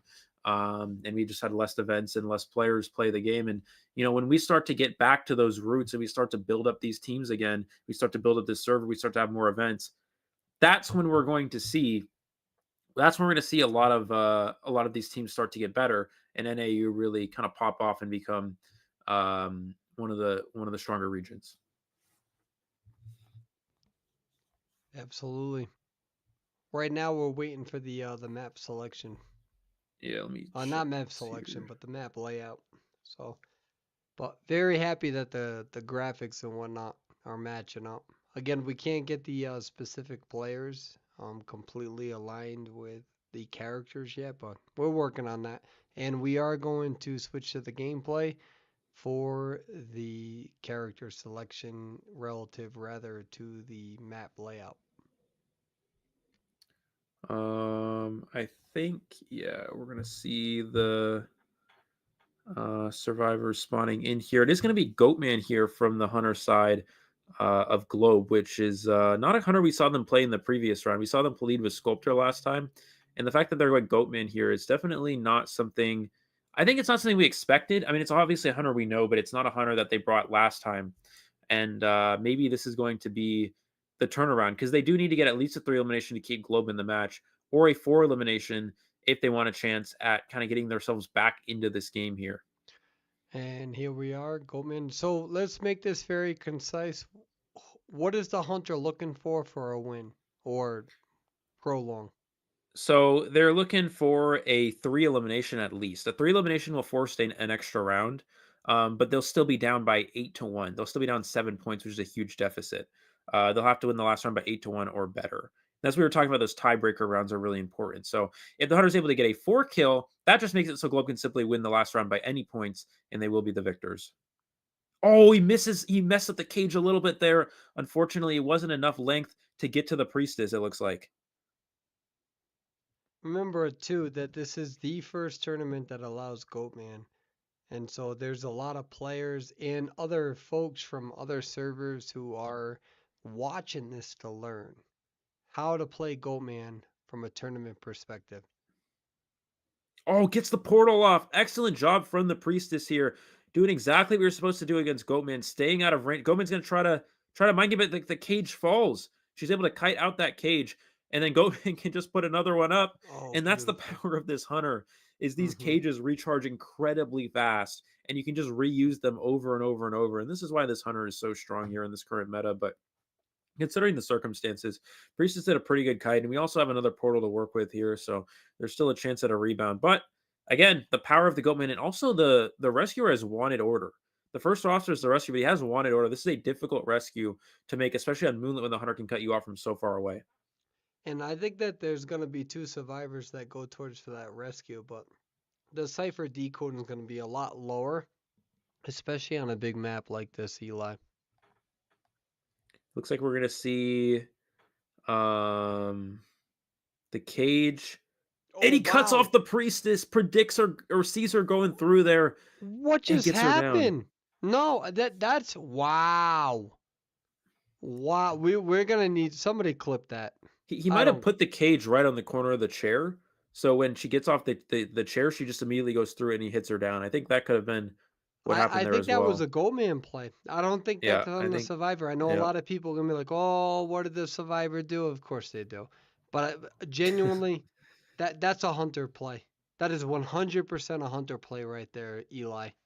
Yeah, I think you're right there. And we're gonna see the looks like it's the acrobat trying to get this rescue. Does he make it here? Does get here in time for the save.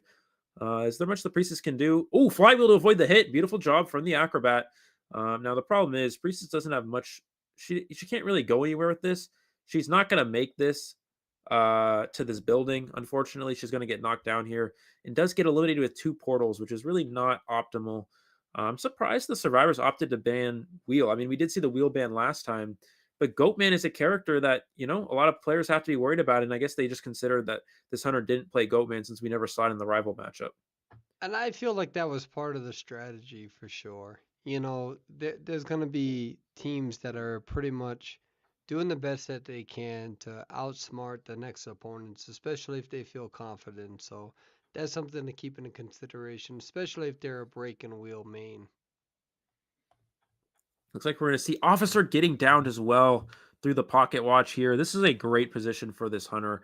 We're going to see the let's see, we're going to see 2 ciphers, 3 ciphers with a lot of progress. So they have their cipher progress, their ciphers to finish the game here, but it's not easy because this acrobat's going to get cut off. And acrobat actually misses the bomb. He bombs away from the pallet there, and now I don't know if he makes this rescue. We have the cage set up. He's trapped. He's going to break it. Oh, but the Goatman gets out on the wrong side. Can he still make it here in time? Does not make it. Is going to get downed at the pallet, and that's going to be a stuffed rescue. And now it looks like this hunter is on track to go for a 4 elimination here.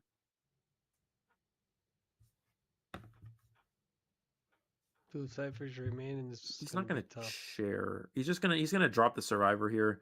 Wait, no, no. Explain that. Why? So basically, what he's doing is he's taking the survivor away from the chair, so this way he can walk over here and look for the last survivor without the worry of the acrobat self healing and making the rescue because he's too far away now. That's why he drags him away from the chair. Let's see if they can time this correctly. They He's gonna do. get the trap onto the embalmer. Flywheel to avoid the swing, Ooh, but I don't good. know if it actually matters. I think he's still gonna get hit here, Yep. and Gets the hit. As you see, the acrobat did self-heal to get up there, Persuade, but because he was taken so far away from the chair by the goat man, he no longer can make that rescue. Oh, this is a tough spot. Oh, how did that terror shock register? That's crazy. Good job from the hunter. There's the teleport onto the acrobat. He does have a couple of bombs to work with, but may not be long for this world. There's the bomb, but it's too late. Goatman gets the down. The self-heal has already been expired. All he needs to do now is go for this embalmer. Um, Interesting. He's I don't think you're going to chair this, right? He's just going to drop here. Yeah, he's just going to drop here, and then he's going to go for the embalmer. And we see the cage there. He's going to put up a second one to get even closer. He knows the survivor's in the vicinity, as you can see. Or does he not see him hiding? Looks like no. Huh. Let's see how okay. He's trying to get out of the he's trying to like move around to see exactly where the survivor is based off of when he loses tinnitus. So he still has tinnitus, so he knows the survivor's here somewhere. Now he's gonna go switch here, but they were able to get up. Acrobat able to Wow, flywheel. He beautiful. needs to use this bomb properly. He's gonna go through, use the bomb there, gets the slowdown. Oh, the slowdown is gonna prevent Oh, the hit. fantastic. Wait, what just happened? What? I don't understand what just happened there. I don't How understand how did either. he go in front of the pallet? I don't know. It should have sent him to the other side of the cage. What? What? Uh, that has to be a glitch, right? That can't be. I don't think I've ever seen that before.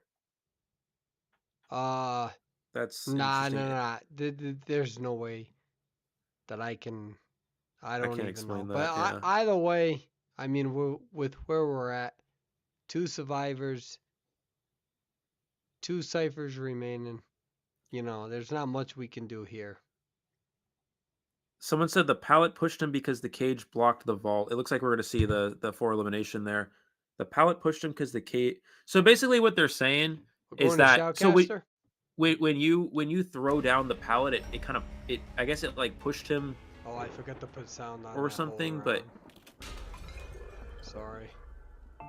Cage was on an area you can't TP on, so it forced him out of the pallet. Okay, so I guess when you throw down the pallet, I actually didn't even know that interaction. I've never seen that before. But if the cage is placed in an area where you can't like essentially walk through, it'll force the survivor. If it becomes an area that you can't walk through, the any character will get pushed out of that. So essentially, he threw a pallet on the edge of the cage, like through the cage basically, Eli, I'm and it inviting you, pushes by him the out. way. Sorry.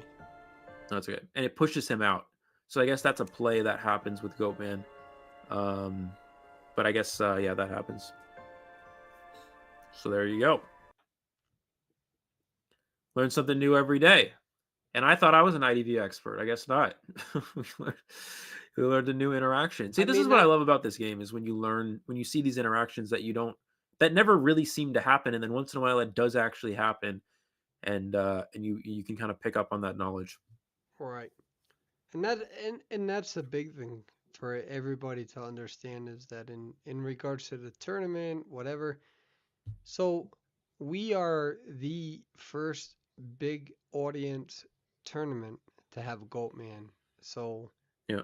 yeah, there's a lot of repercussions with such. So um, but that's why I was like, Eli, what's happening? I I have not What's seen that happening? interaction. That was pretty fun though. But that was good. That was a good little play, good little moment to learn something there. So I wonder if the hunter did that on purpose. I guess you technically could do that on purpose as a hunter. I'm not sure if he did or not, but if he did, that's pretty good. Now something we gotta talk about now the points and Persuade. This is where the points really matter, right? Because now we have a 1-to-1. We have MHX winning the first round. We have Globe winning the second round. So now this third round is going to come down to points if it's a tie. So let's say they tie this third round, right? So if they tie this third round, it's going to be whoever has the more points at that time. And if this is a tie in the third round, it actually means that MHX just wins. Even though the series is 1-to-1 in terms of rounds and a tie for the third round, MHX still has more points. And that's where it's really gonna matter here. Now, the difference between a tie, right? The difference between a tie and a Wait, real quick. So or what wait, one does ton.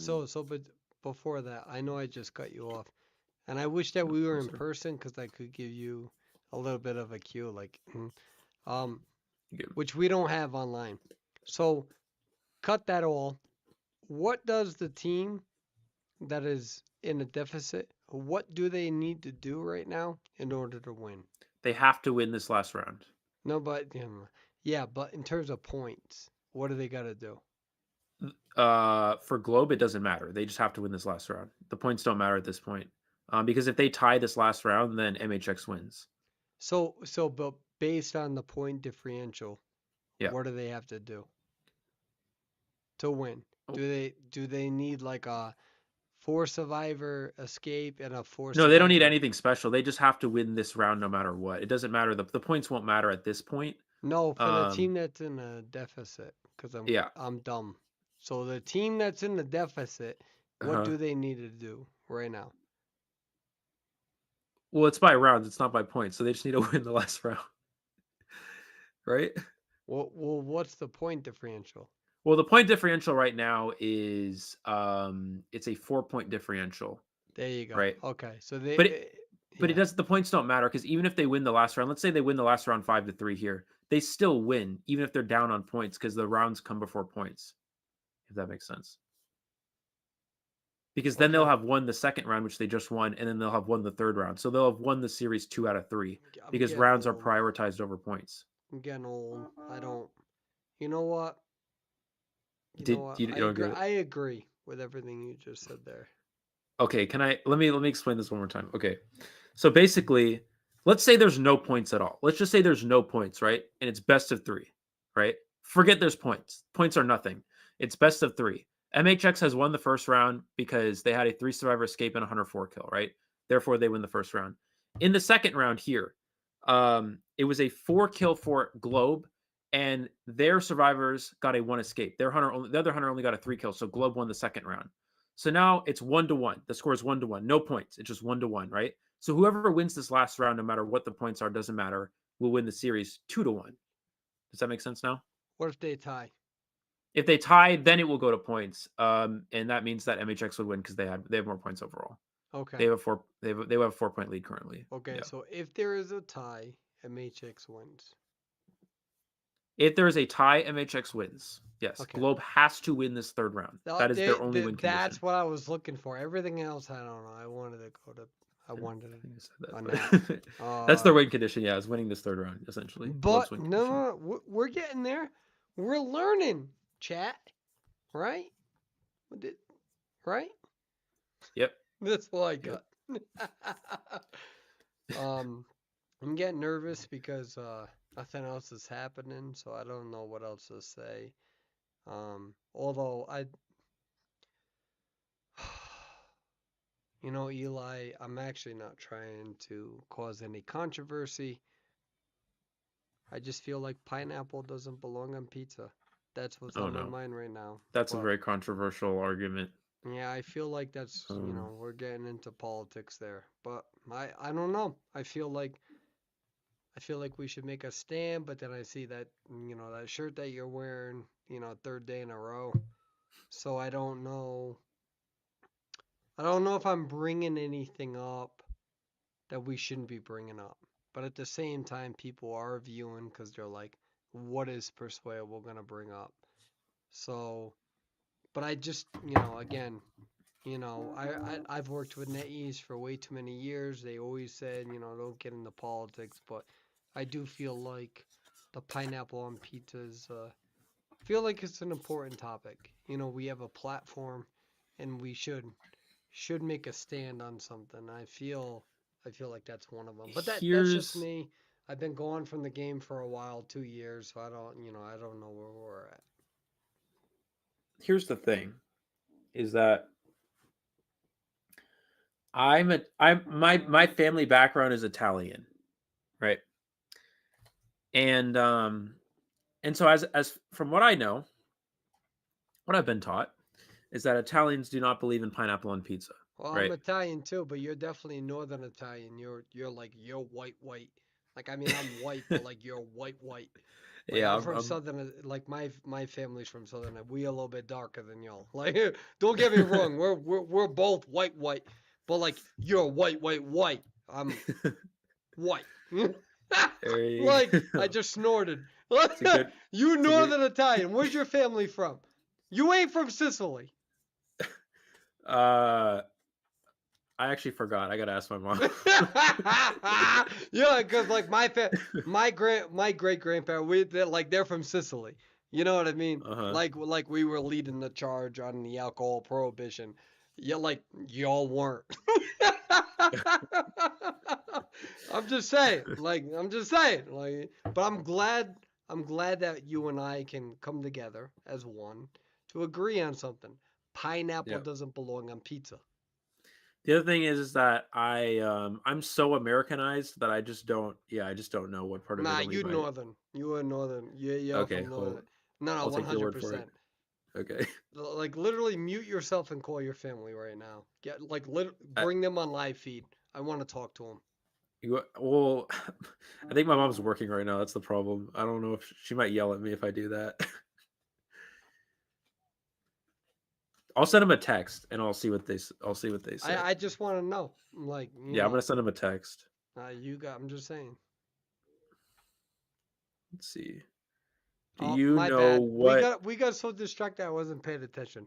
So here's all the picks and bans. I want to know. You'll definitely Northern Italian. There ain't no way. There ain't no way. I'm And saying Stream is asking if I'm Northern or Southern Italian. We'll see what my mom says. I want to know. And right now, we see the updated scoreboard. We got 1 win, 1 loss. Globe versus MHX. We have forward. I'm not going to lie. Eli or chat, what's that other one? Who are the two people there? I got a question. What? Who are the two people? What two people? I don't know. It's The survivors? yeah. Well, like Oh, what are those two? Puppeteer and Aeroplanist and Puppeteer. Nah, but like so which character is it? So it's Forward, Puppeteer, Aeroplanist, and Magician. Who's the person next to Puppeteer? Forward? Magician? What? I'm so confused. There's a Forward, then there's a Puppeteer, then Yeah, there's an but who's Aeroplanist. the person next to Puppeteer? Forward? Like no. I'm so- What? Oh, it's Puppet. Okay, so it's the Oh, you mean the little one? yeah. Oh, that's his ability. He turns into a little No, puppet. I remember. Oh, I I can't, was so dude. I'm getting confused. too old for this stuff, dude. Honestly, it's giving me agita. Yeah, I it's like Wu can't. Chang. It's like, you know how Wu Chang is black form and white form. It's Puppeteer's like that. It's Puppeteer, and it's like Yeah, his but name's like like I Luis or didn't know. something. I don't know if they got married since then. I don't know if It's like the Luis or something, I think is his character name. development. You know what I mean? People get Yeah, married. Shout out to all the marriages out there. Um. Anyways, Louis, yeah. So Louis, I think Luis, whatever. Yeah, that's they're saying it. Yeah, okay. yeah. So this is probably literally the most embarrassing moment of my whole life, and I actually don't want to talk anymore. So take over, Eli. I mean, to be fair, I didn't know his name either. I just call him like little puppet bro or whatever. So I don't know. But anyways, we're gonna have an opera singer here from Mushin. He's gonna go ahead and rotate towards middle. Mushin, another player who's been really using that opera singer a lot in previous tournaments. Going on to the forward here, it looks like, and Persuade Forward's not a character we see getting utilized very often in tournament gameplay. I don't think it's something you really want to commit to, though. Looks like he will change targets. This is the the Puppeteer, though. That's another character you don't really want to chase. And we're going to see as just like that, he's going to switch into puppet form. And so basically what Puppeteer does, for those of you who don't know, is when he switches into puppet form, he damages himself 1/4 hit, a chip hit, but he's invincible essentially while he's in that puppet form. He won't take any damage unless he's Terror Shock. He just can't get Terror Shock. So right now while he's in this puppet form, he cannot get injured, but he will chip himself every time he switches in play. He's going to switch into puppet again right here. just like that, and he's going to chip himself, but it makes it so he won't take any hits, and now this hunter's just going to go for a blink, I believe, at this point. There it is. Blink's going to secure the down here. Looking at the Cypher progress. Magician and Airplanist. A lot of progress here. Forward, unfortunately, does not have a lot of progress. 50%. 14% is not too bad. So this is a pretty good start for the survivors. This is a tie start. This is exactly what you want to see against Opera. The goal against Opera is always to tie. It's almost impossible to 3-escape Opera. It's also very easy for a lot of survivors to get 4-killed as well if you don't play things properly. Looks like Ford was not able to get the stun there. But getting a tie against Opera is always the optimal situation for survivors. Let's see a switch into puppet form yet again. This is what IDVs come to, just waiting for the puppet to wear off, and we're going to see him most likely get the hit. Can he get it? Does get the hit with the speed boost from the Opera Dash to secure, not a speed boost, but the speed of the Opera Dash to secure the down here. Looking at the Cypher progress, forward Cypher is almost, or forward's not on a Cypher, but Airplane is coming in for the rescue. We have a Cypher at 90, we have a Cypher at 20, and they still need a full another Cypher machine. So actually, Opera's pretty well positioned here. Looks like it is Tide Turner. Can Magician keep him alive long enough for the Tide Turner to wear off?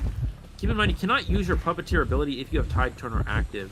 So the Aeroplanist is going to try to body block long enough for him to get his puppet off, for the Tide Turner to wear off. He may just take the hit on the Aeroplanist. No, he really...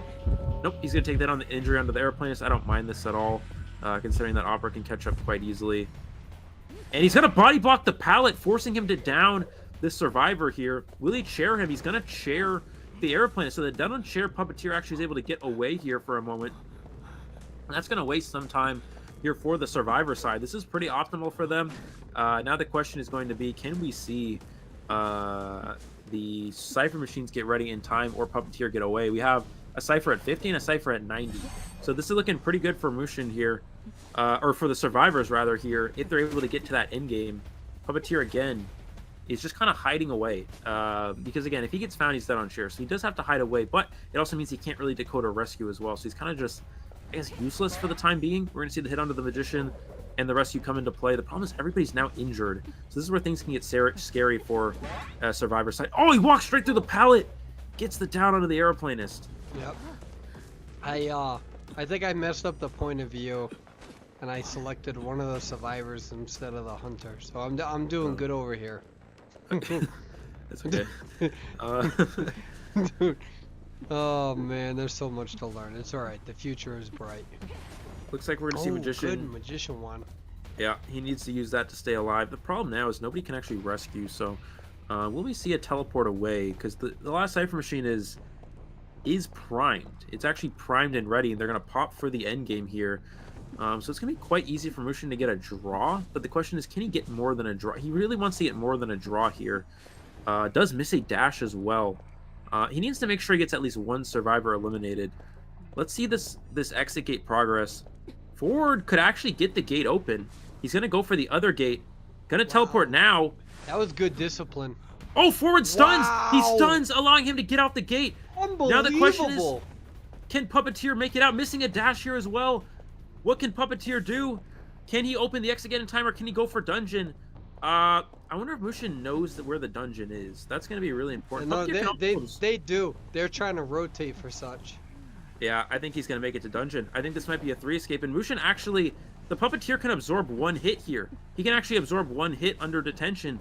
So he can actually make it to this dungeon here. And this is going to be a 3-survivor escape here. Wow. For Globe. Unbelievable. We're going to switch to the Shoutcat. That unbelievable.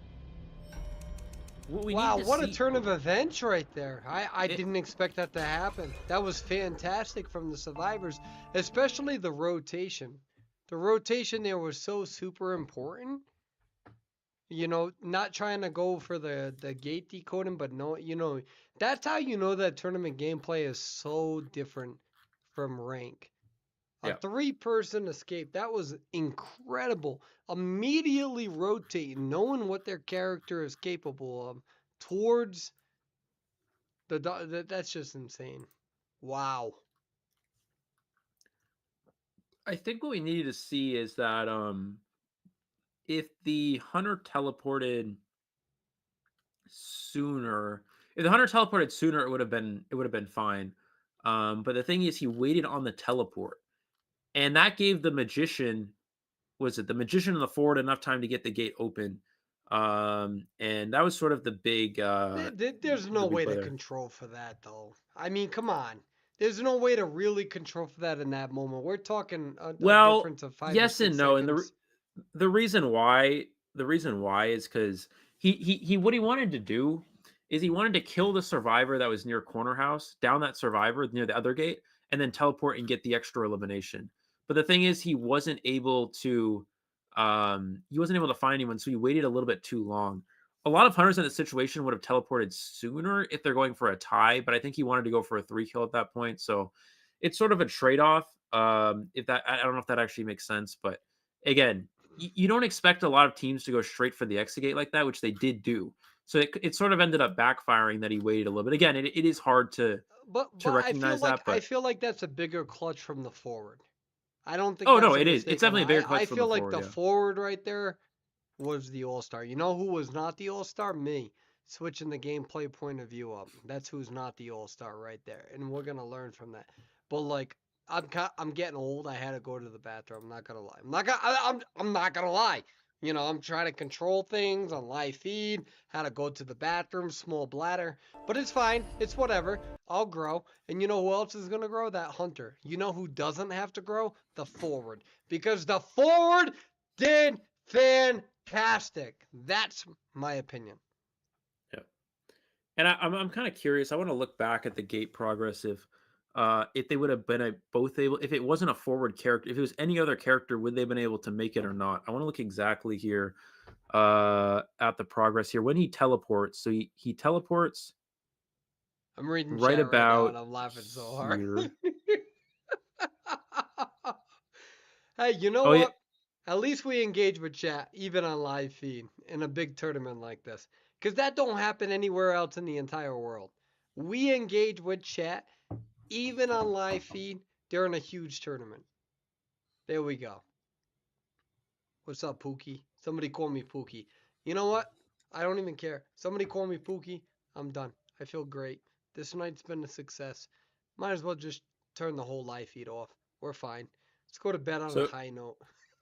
I know some people are asking about puppeteer. So if you're a puppeteer you're at full health and you use your puppet ability against a detention hunter, then you can absorb a hit. Yes.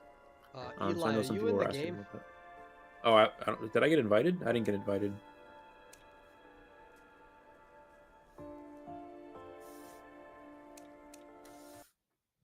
I invited you. Thank you. So essentially, what needs to happen here is that MHX now needs to get a 3 escape. So if MHX gets a 3 escape, they win. If the hunter gets a tie or anything else, then they win. So it has to be a 3 escape for MHX or a 4 escape. If it's anything less, then Globe will win. What a fantastic way to open this evening. Like, seriously, what a fantastic way to open this evening. Um, Not only do we have everything coming together, we have graphics, we got the bands, we got the picks, we got the transition with the final characters, we got the gameplay. Not only that, so we're growing, you know, with where we're at. But this is such a like third round, going to third round immediately. Two very good play like teams, and not only that, this is the fantastic part. These two teams, whichever one loses, they're not out of the tournament. That's fantastic. Um, what a great way to start tonight. I mean that. These are fantastic teams. MHX. You also got Globe. Globe making a name for themselves. You got MHX saying, "Hey, we've been around for a while, but we've been improving. We've been improving. We've been practicing." And just as I mentioned prior to this is exactly why we're doing what we're doing, to provide Yep. that opportunity for other players. for the players who want to contribute to the server, for the viewers that want to see the server grow, and not going to be all of them, but for those who are here, for those who are contributing to it, we're going to keep providing that opportunity. Um, and I'm excited because this is going to revitalize exactly where we need to be. 64 teams in under 4 days is insane. But let me tell you something, Eli, as we're waiting right now.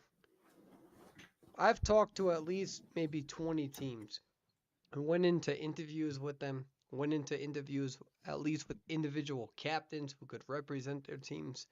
Not a single one is unhappy with the fact that the opportunity presented itself. You know, there's been very strong feedback.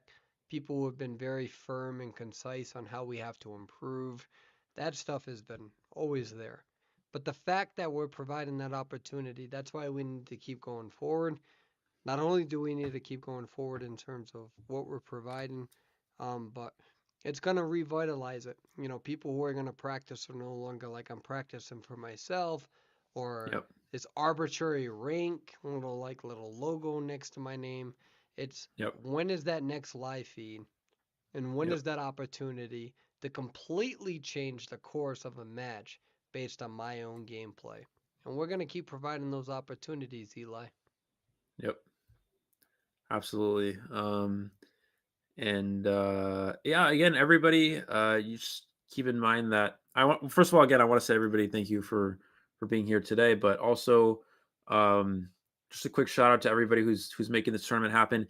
Even this morning, I even was like, I was like, we could be we could have all been ranking this morning. All the admins, everybody, we could have been ranking this morning because IDV is life, right? But we were, they were all getting ready, preparing. I shouldn't say we. I was kind of just helping get some time. I wasn't doing too much, but a lot of all the people behind the scenes were getting the matches ready and getting some of the other matches done. For example, there was an elimination bracket match this morning during rank that the some of the game makers and referees were doing, um, and Persway and getting the graphics ready and Paul getting the and I think Persway there was some people who were working on the graphics as well, right? Uh, for this, Yeah. I'll take that as a yes, Yep. yes, Sorry about that. Yeah. Not only with the graphics, but with the transitions, everything. We have like the mod team right now. We got Jester, Jester Geo right now on YouTube, who is literally like keeping people up to date. Not yeah, only do we have a YouTube moderation team to make sure things don't go out of whack, but we also have individuals who are paying attention and who can keep chat up to date. Um, we have graphics going on in the next tournament from here, which so I have no problem saying this on live feed right now. So anyone who's watching right now, you all are gonna get exclusive information. So yep, the next tournament, it's probably projected to be around early to mid January. It's going to be a 2 versus 8 tournament, teams of 10. It's going to be very strict on the times. You're either there or you're not. If you're not, can't enter. So we can make it more structured. We didn't expect so many players who wanted to be part of a 2v8 or any tournament rather, not even a 2v8. So the next tournament is going to be a little bit more relaxed. Um, we have uh we have a lot going on. We got a video production team. We have official sponsors who are watching this right now, who are interested in this. The biggest criticism that we got from, one of the sponsors is you need a moderation on the chat. yep, That was the big feedback that I got from a major sponsor, and that's why yep, we're also here to make sure, I'm in favor of people wanting to try to talk their stuff, but coming into yep, chat disrupting it never gonna be allowed again. You'll be banned. We yep, don't. Me personally, I don't give a damn. So like that's what it is. You yeah, exploited a week of me being back after being gone for 2 years. So all of the YouTube mods who are on here now are literally helping shape for the future. The players are shaping for the future. I wish that I could have done a better job in that first weekend. I think that we did great in a lot of ways. I think that we failed in a lot of ways. But, you know, I'd rather not try to be perfect. Just go out there, do the best that you can. People who are going to ride with you, they're going to ride with you. They're going to grow with you. They can see clearly the development and the growth that we're at. And we're going to go to the band pick phase, by the way. Um, um, but the way that I look at it is that for those who want the server to persevere, to continue growing, to see my vision, a lot of this is out of my own pocket, right? A lot of this is based on the willingness of the players, the willingness of the mods, willingness of the refs and the admins. And we're taking control for the first time in all of these years. And there's a Yep. lot of energy behind it. There's going to be people that want to prevent that energy because that's the lifestyle that they live. But we can't focus on that. We don't have any time for it. We gave them too much time last week and they're never going to get that time again. What we need to do is focus on the players, the tournament, the trajectory. We're there, we're learning, we're growing. We have our own software development team, we have our own graphics team, we have our own website hosting eventually, where everything will be much more organized. And we're focused on that growth. Nothing in that last weekend. If we entered this tournament thinking that everything would be perfect, then we would have been a disaster. And not many people thought that, especially within our own staff and the people dedicating all of their time, people who are missing rank mode, etc. The teams that are trying to figure out their schedules. We've had so many people on the teams who have spent time away from their schedule, time away from work, their college, whatever, and that makes me feel sad. Because people shouldn't have to do that. So we have to deliver, and that's how we grow. And I am so focused, so energized, so excited. We got Eli. I got hundreds, not 100, not 10, hundreds of messages from people who are watching now, who are like, "Yo, like stay focused. We love it. We're part of the process." Those are the people that you have to focus on, Yep. and that's where we're at. And the future is going to be bright. We got to get, but just like in this live feed right now, we're showing that growth. We're showing the Yep. scoreboard. We're showing the numbers. We're showing the graphics. We're showing the updates. We're showing the bands. We're showing the selections. We still got room to do, and room to grow, but it doesn't matter. Nobody can take that away. Nobody can take away from last week to the growth of this week. Nobody. Doesn't matter what they say. Misery enjoys company. Don't give a damn about them. What I give a damn is about all of you in this chat right now. We don't have official sponsorships yet. I can be relaxed. Eli can be relaxed. This is not a representation of us being in a professional capacity. It's a semi-formal capacity, which is something that we've always advocated from the beginning of this Yep. tournament. And this is where we're at. We're going to keep growing. We're going to keep growing big. Those who want to grow with us and be part of that process, 100%. You'll be here every step of the way. Those who don't, bye-bye, boo-boo. Yeah. Yeah, I mean, again, when you get into things like this, tournaments online and stuff, sometimes people like to um speaking your mind isn't always a bad thing, but when it comes at the cost of emotionally impacting other people, that's when it becomes too much, right? And so the fact that everybody today, I've seen nothing but positive comments, and that's exactly how that's how it should be.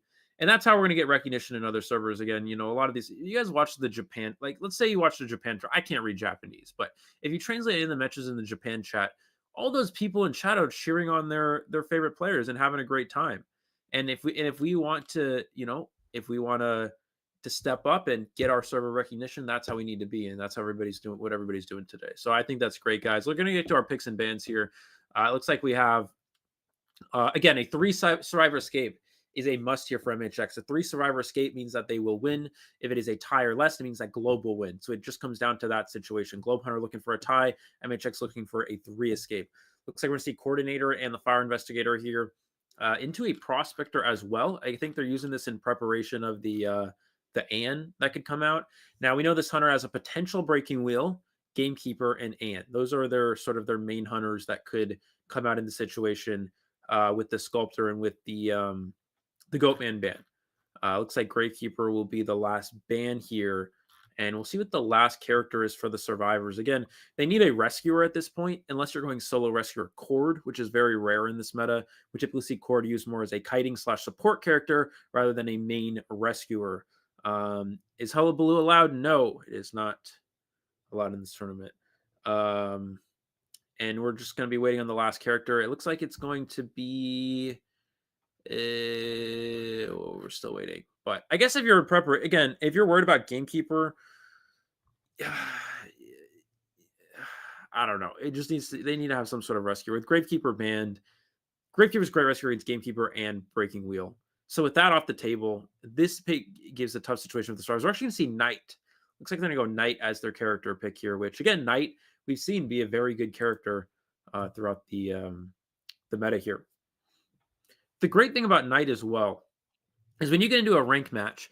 In rank matches, people like to not play rescuer. You get into a rank match, like, oh, I just want to play my character. Like, I want to play my lawyer or my coordinator or my priestess or my entomologist or my antiquarian or whatever, right? And you get into the match and everybody just picks random characters like Embalmer and Doctor, and you're like, well, now we don't have a rescuer and we're kind of screwed without a rescuer. So then you're forced to play Merc.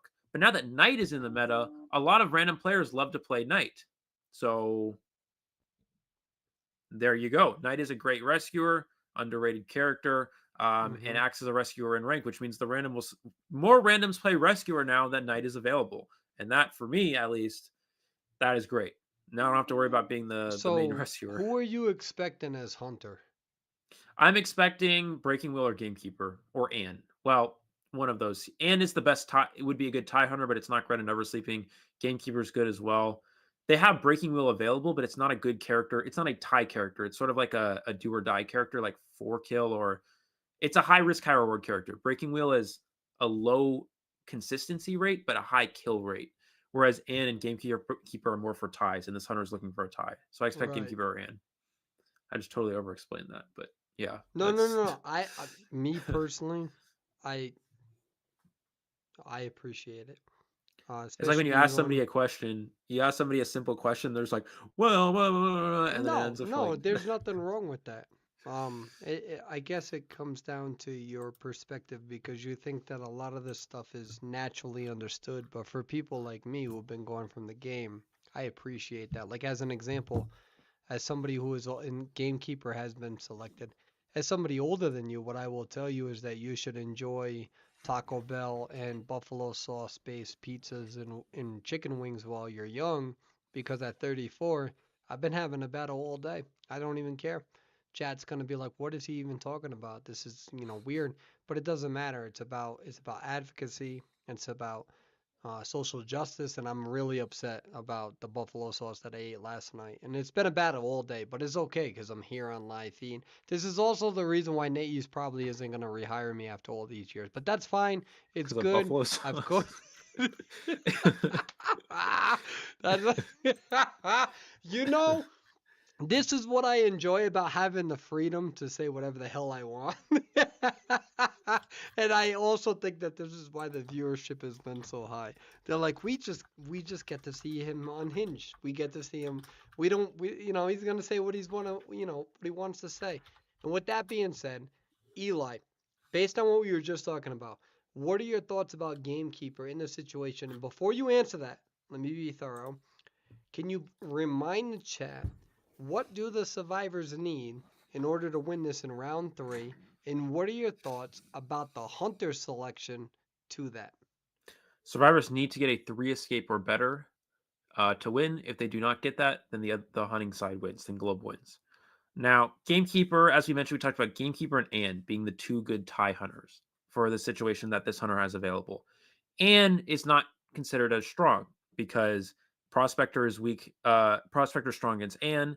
Fire Investigator is strong against Anne. And Eversleeping Town is not a great Anne map. So, by default, Gamekeeper is the next best option out of the 2 tie hunters that this player has available.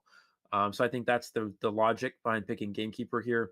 Gamekeeper is also considered strong against Coordinator because if you hook the Survivor and you pull them in, Coordinator does not have time to get the flare gun off before absorbing a hit from the Gamekeeper.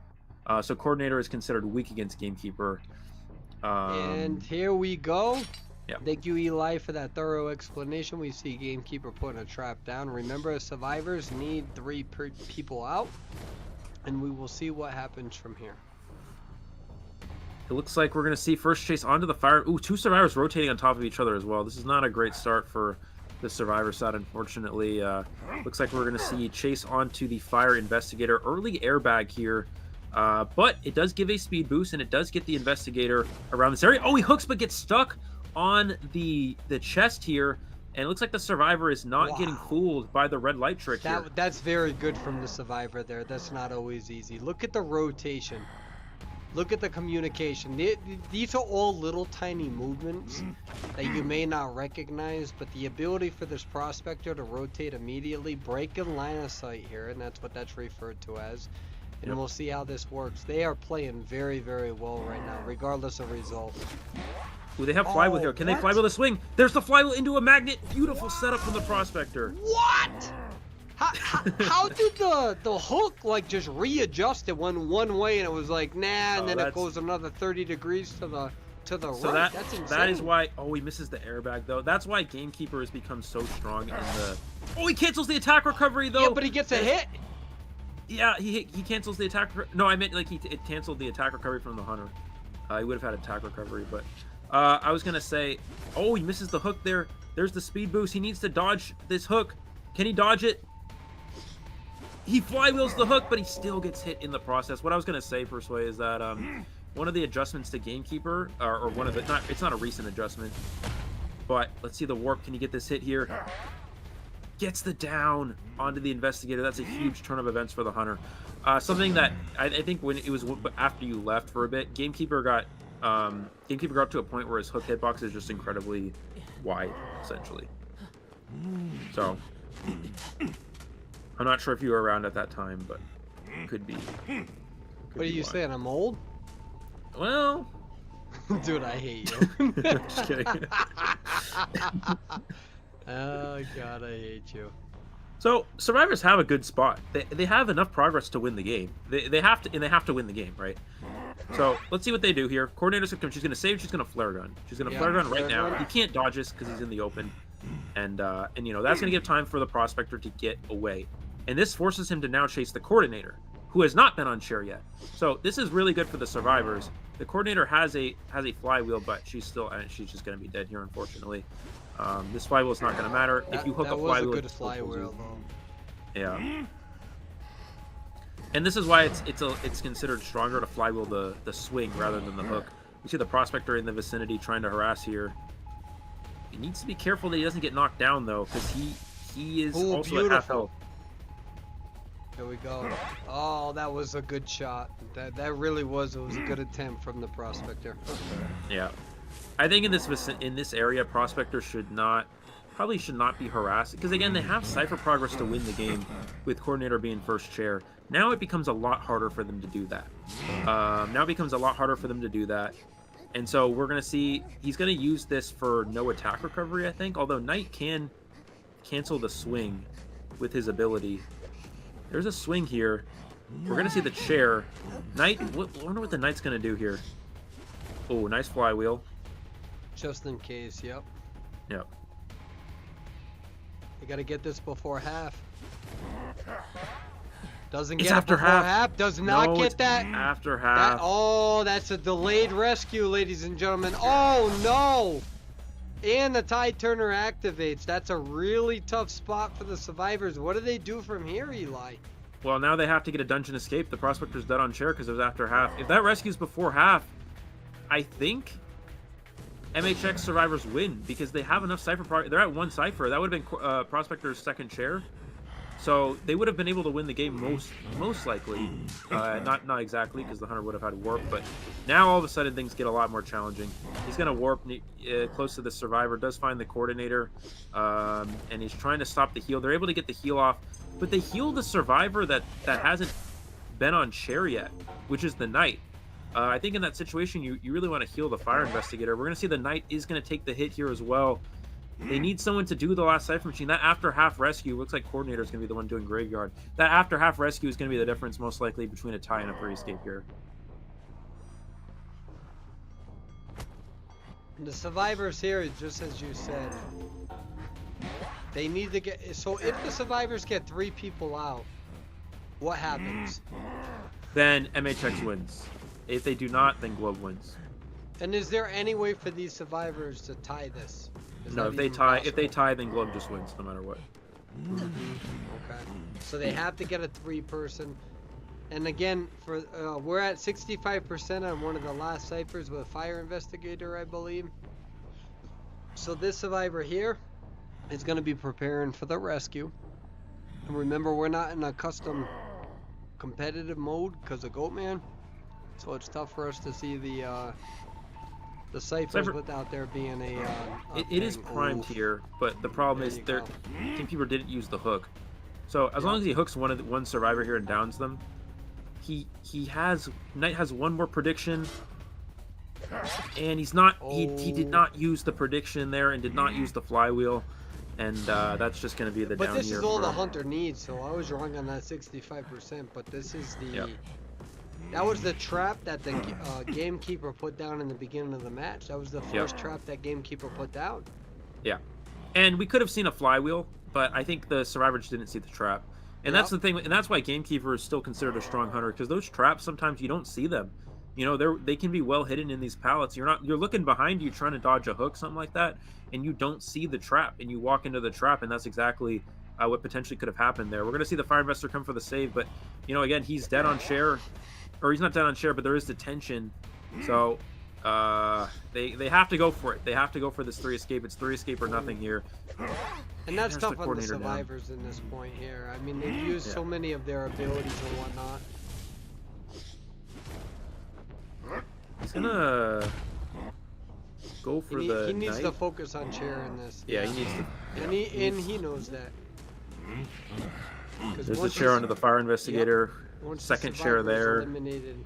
He needs to be careful Knight doesn't make a free save. That's the only thing he has to they're not going to fall for that. I feel really bad for this survivor because they have to do something. This team is trying to pull off a miracle here. And it's going to, you know, people are going to be like, oh, like, what are they doing? This is what they need to do. It's the 3rd round. They have to pull something off. And that's very, very difficult. Oh, they do get the save, but Coordinator is going to go down. Knight was able to use their ability. We do see a speed boost here too for the survivor to get away. The question is the gate open. The gate is open. So these Coordinator does not have self heal though. That's the problem. Knight has a flywheel, but it doesn't really look like there's many places he can go here. There's gonna the hook. He can flywheel the swing and get the vault off. Oh, but he waits on the flywheel. That was beautiful discipline from Gamekeeper though.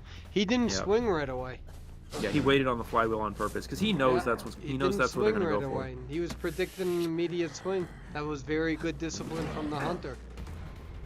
We're gonna see him hook the investigator. He's gonna flywheel, but not good. Not timed there. This hunter is playing everything right in this situation, and that's very difficult, especially in this area, especially on Never Sleep in Town. And that's the end of the game. And that means that Globe is going to take the victory here over MHX, making a comeback. You know, down 8-1 in the first round. That is an extreme deficit. Coordinator's able to get out. Knight, maybe looking for dungeon here, but he's actually gonna block him in here, but he forced him to go around. From the Fire Investigator. And the Knight, I think, knows where dungeon is, but the Gamekeeper has infinite hooks, so full presence Gamekeeper, as long as they keep hooking, their hooks never run out. There's no cooldown on the hooks as long as you keep doing it over and over.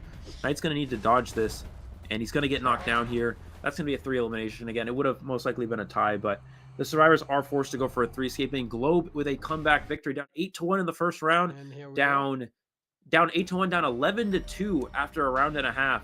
Make a complete comeback here, winning the last 2 rounds and becoming the victors of the series. So who advances forward? So Globe advances here, and MHX will move to the elimination bracket. And MHX won the first round. MHX was ahead in the beginning, correct? Well, not only did they win the first round, they won 8-1, and then on top of that, they started off by winning the start of the second round with a 3 elimination, and then they made a complete comeback from there. Globe making a name for themselves. Making a name for themselves. So, you know what's funny, right? People were just like, oh, did Rival get a easy bracket because you were once their coach or whatever? The top bracket of this tournament was arguably the hardest. Now, that wasn't controlled for because the way that the bracket worked was that in the beginning we had a seeded system and then we were going to randomize it, but because, the tournament started switching up all the rules and everything, which is on my end, and I'll learn from that. Um we based it on time slots. And so there's people out there who are like, oh, Rival before you, they got preferential treatment, which makes them look incredibly stupid. Because yeah, do you love this? Like, do you love how honest I am? That top bracket of all of the 64 is probably the hardest bracket. Yeah. Because you had MHX, arguably a top 4 team. You had Rival, a top 4 team. You had Potatoes, which is an extremely good team. They're still alive, I believe. And then you also had Globe, who has now beat every one of them. Globe has had in the span of this whole tournament, Globe has had one of the actually no, not one. Globe has had the hardest bracket of all teams, and Yep. they've just persevered. They just beat MHX. They defeated Rival. They defeated Potatoes. They have had the objectively hard. That's why when everyone's like, "Oh, the bracket is this, the bracket is that," there's nothing you can do about that, unless you have like esports leagues based on like tier, right? And they're still here, and that's what makes Globe incredibly dangerous. And the question is what's going to happen in the bottom bracket?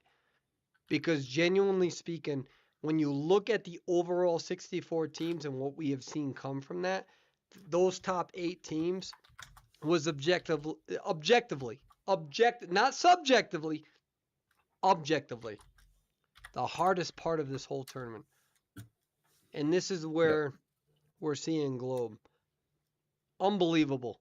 Unbelievable. A team that nobody knew just beat 3 extremely good teams.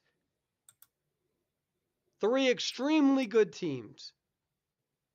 That is extremely scary. And the question is how is bottom bracket going to progress? But remember that when we actually get to the finals, it's a 5-round. 5-round. Yep. Completely different ball game because there's more global bans, there's more hunter versatility, whole different strategy. The first time in the entire world where we're going to see Goatman in a 5-round tournament elimination next weekend. First time.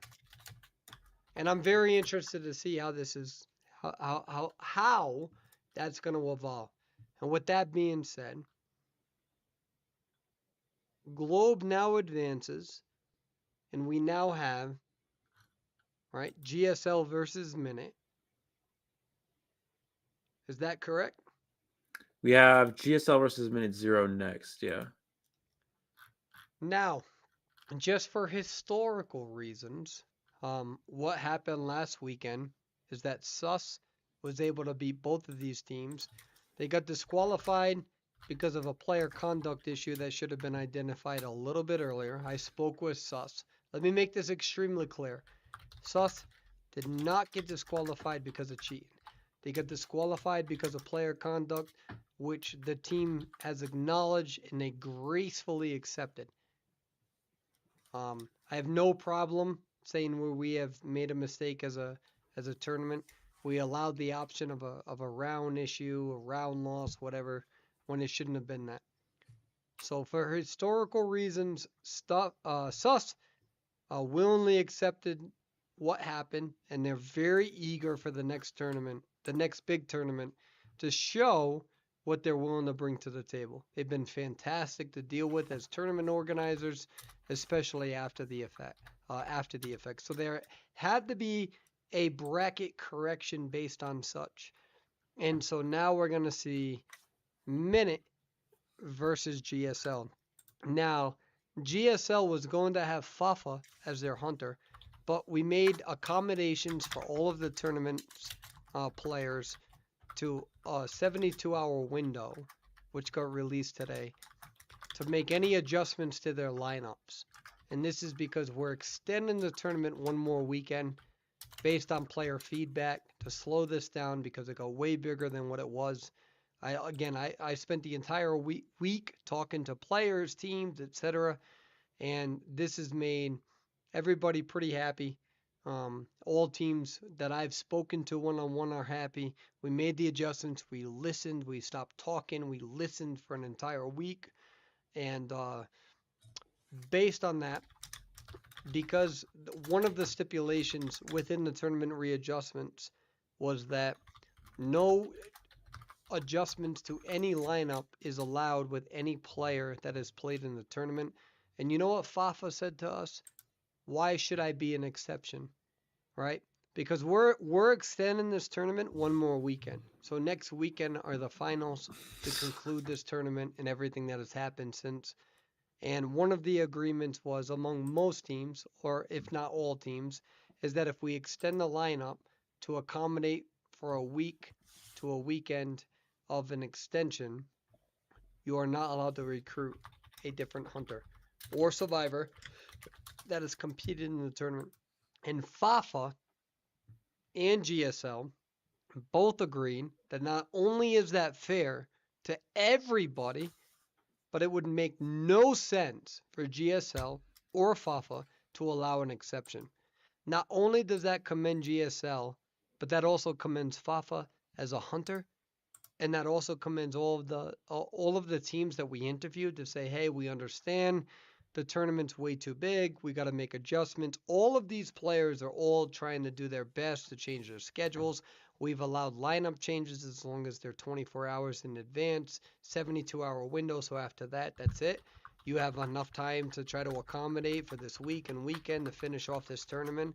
But I really commend FAFA because nobody had to immediately when I contacted Fafa was like, I totally understand. I commend Sus because they understood at the end of the day why we had to do what we had to do. Sus has been fantastic privately. Regardless of like what's posted on whatever, Sus has been fantastic. Everybody, Halcyon coming back to the tournament has been fantastic. I begged them. OMLS has been fantastic.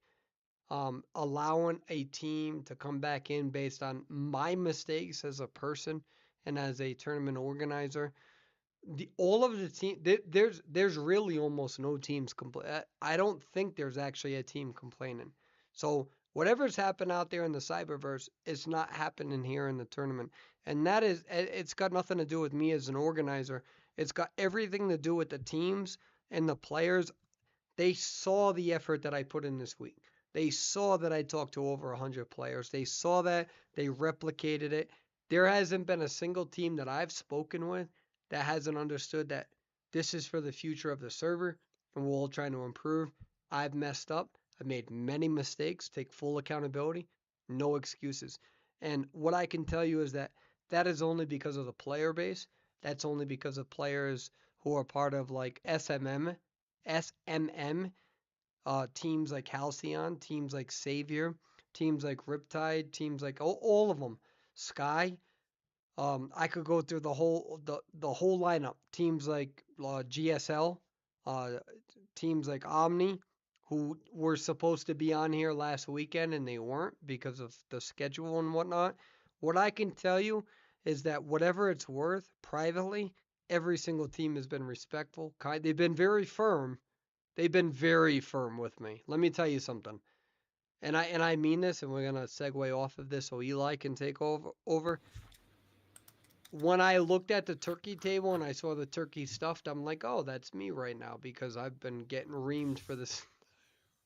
I gotta invite you to the game, Perswayable. No one can get mad at me. We're not sponsored. I can say whatever I want.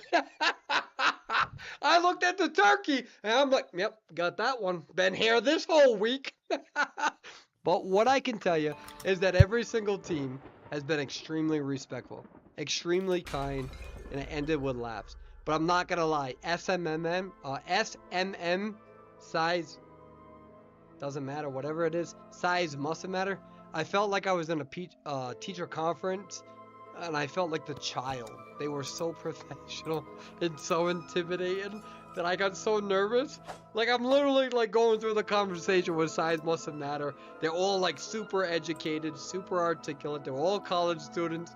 And I'm like, dude, I feel like I'm a college professor, and they're just telling me why, like, legitimately, I suck as a professor. And none of their arguments were wrong, and I was so pissed. I was like, oh god damn, I'm getting my ass reamed. But they were so kind, so kind. Nothing about them were mean. And I'm like, dude, like these are college students, and they're more professional than me. Every single one of them have such a bright future. And size mustn't matter actually probably helped save the entire tournament integrity. That one clan just like politely telling me their thoughts and feelings helped us come up with a solution that probably saved this entire tournament. So you also give a shout out to SMM. Size mustn't matter. They single-handedly saved the entire tournament. I will die on that argument. All right. So what's going on with the match? What are we doing here? So we're just waiting for the next match to start. There was a player who, not a player. There was somebody in the chat who was muted for, it's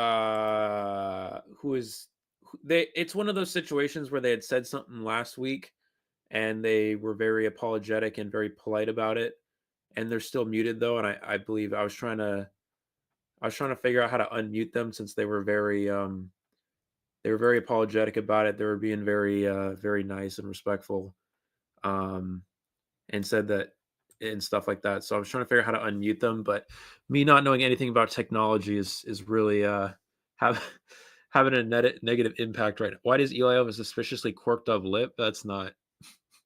Let me see your lip. Let me see your lip. I wasn't doing anything. I was just like this. I was just like, I don't know. No, let me see your lip. I don't care about that. Let me see your lip. No, don't do that. Like that. Don't do that like that. Do what? Like what? No. It might be a Northern Italian thing. Us Southern Italians don't do that. Let me see that. Italian American. Sorry. Let me see. What do you no, see? No, what? no. Stop moving your lips. Okay, there. You ready? Don't smile.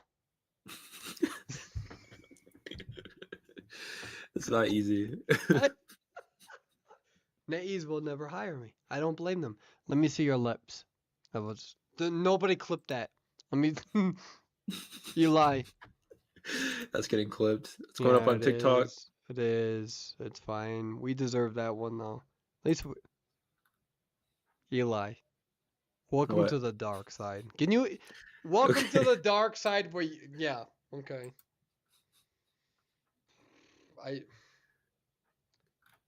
Eli, let me see them lips. What is this zesty stream? Eli, let me see them lips. Stop. Just look at me. Look at me. Look at me. Coaching, facial coaching. You ready? Watch this. Mm-hmm. I want you to do that. Don't even smile. Don't look at chat. Look at me. Look at me. Don't cover your. Well, I can't actually look at you because your screen is black on my end. Okay. So, give me the resting face. What is that again? Like. That's not. No, that's like. It's trying to be like. Yeah, you're like trying to be a puppy. It's weird. Don't put that on any. I don't know how to. What's a resting face? Can someone explain? Are we in the band pick phase? We're in the band pick phase. My bad. Okay, I'm sorry. Sorry, Eli. Got tunnel vision. We're in the. Dude. Eli, I don't know.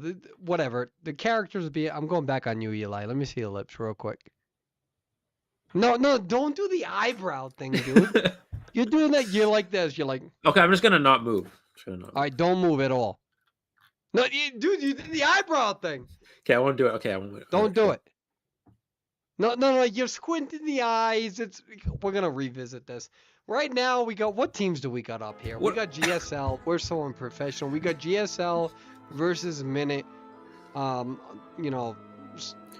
How do I relax my face? I don't know what that means. What do you mean? Let's go back real quick. Until the hunter's selected, we got a couple of seconds. No. Relax your face right now. That wasn't bad. Your lips are. Don't smile. Don't even smile. If Don't stop telling me not to smile. I'm gonna smile.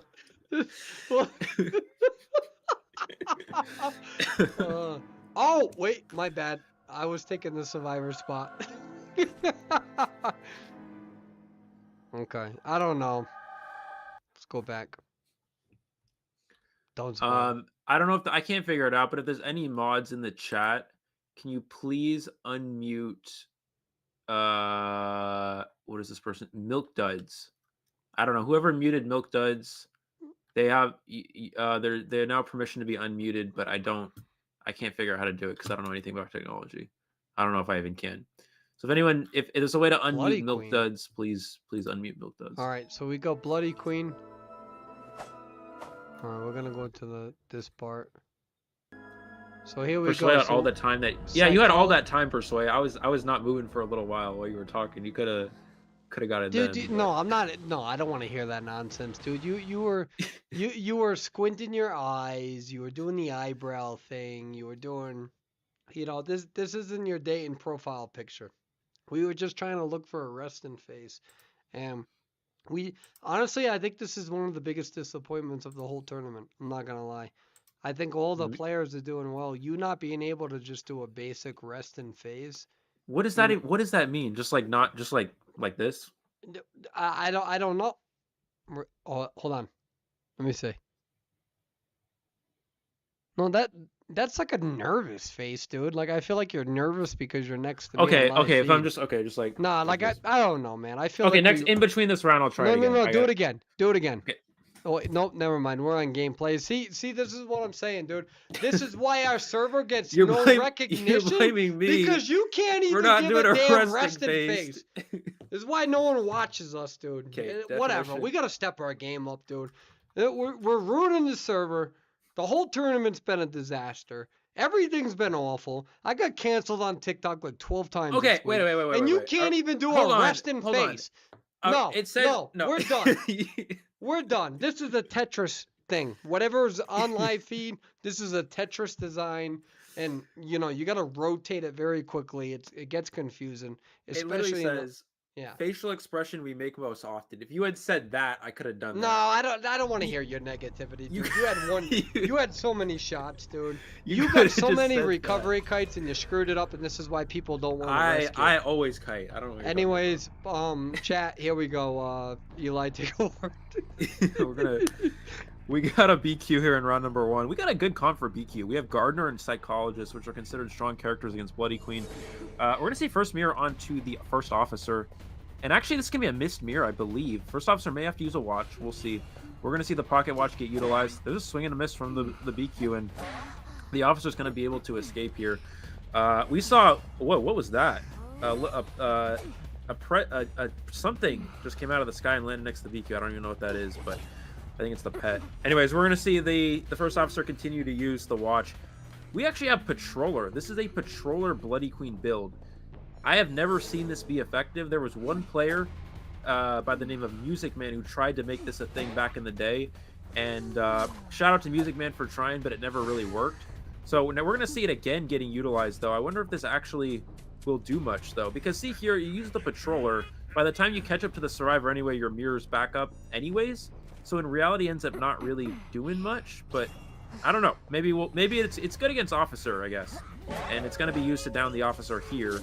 Looking at the Cypher progress, we have 60%, 80%, Puppeteer at 65. So pretty good start for the Hunter side. I guess in that case, it's more logical to just not use your watch. If you see a Patroller incoming, just hold your watch, use it for a potential rebound kite. I think that could have been a little bit stronger there, but we still have Tide Turner and Puppeteer as well, so you're also a viable rescuer.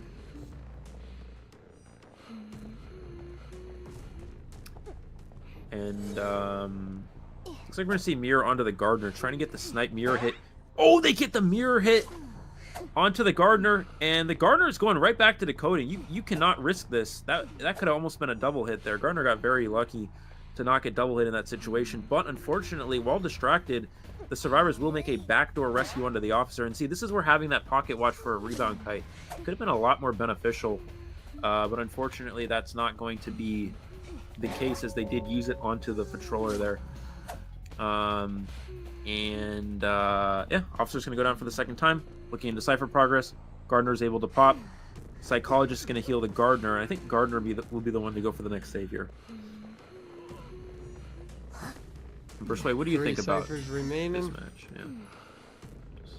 So what are the last 2 ciphers that we're aware of? So the last 2 ciphers, they have one at 50% at Sandbags, and they still need to start another one. So they still need to do 1 full cipher at this point. Okay, so Bloody Queen's in a good position here. Yeah. Now, something to consider is that I wonder if they'll actually go for body block. It looks like they're going to go for the body block and gets the hit through the body block. So there's no option to. Oh, but unfortunately, BQ's going to miss the free hit mirror there. This is going to allow the Gardner to get away at this point. So this is definitely looking like a standard BQ game. Ciphers are going quickly, but not enough to be a win because BQ's chase is very good with mirrors. This is mostly looking like a standard drawn BQ game at this point. They're going to teleport, but the Cypher machine is basically primed at this point. I think it's about 99% here. There's the hit. Psychologist going to speed boost away. There's the mirror image. She's going to vault, but not able to get the speed boost here in time. Gardner can just pop the Cypher machine, and Puppeteer's going to prime the last Cypher with teleport being on cooldown. This is, again, looking like a pretty standard tied game. Although, I guess if BQ could share near the Cypher and it's not yet primed, then that could be good. Let's see. Looks like we're going to see the bubble. Not able to get it in time. Puppeteer has the Cypher machine at 90%. Cypher's not ready. They want to pop the Cypher before teleport's available. So, I don't know if this basement camp will work. The survivor's just going to instantly rescue here. No, they're not instantly rescuing. The psychologist did not instantly rescue, which means she's not going to be able to make this save.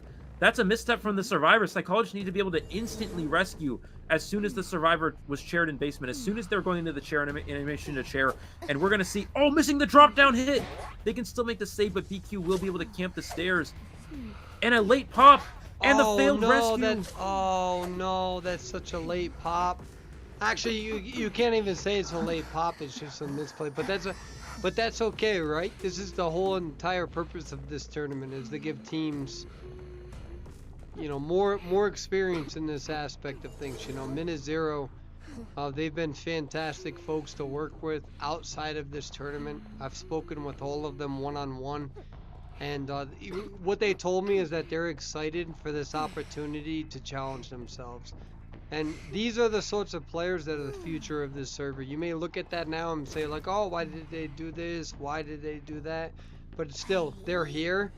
And the beautiful charged attack right there.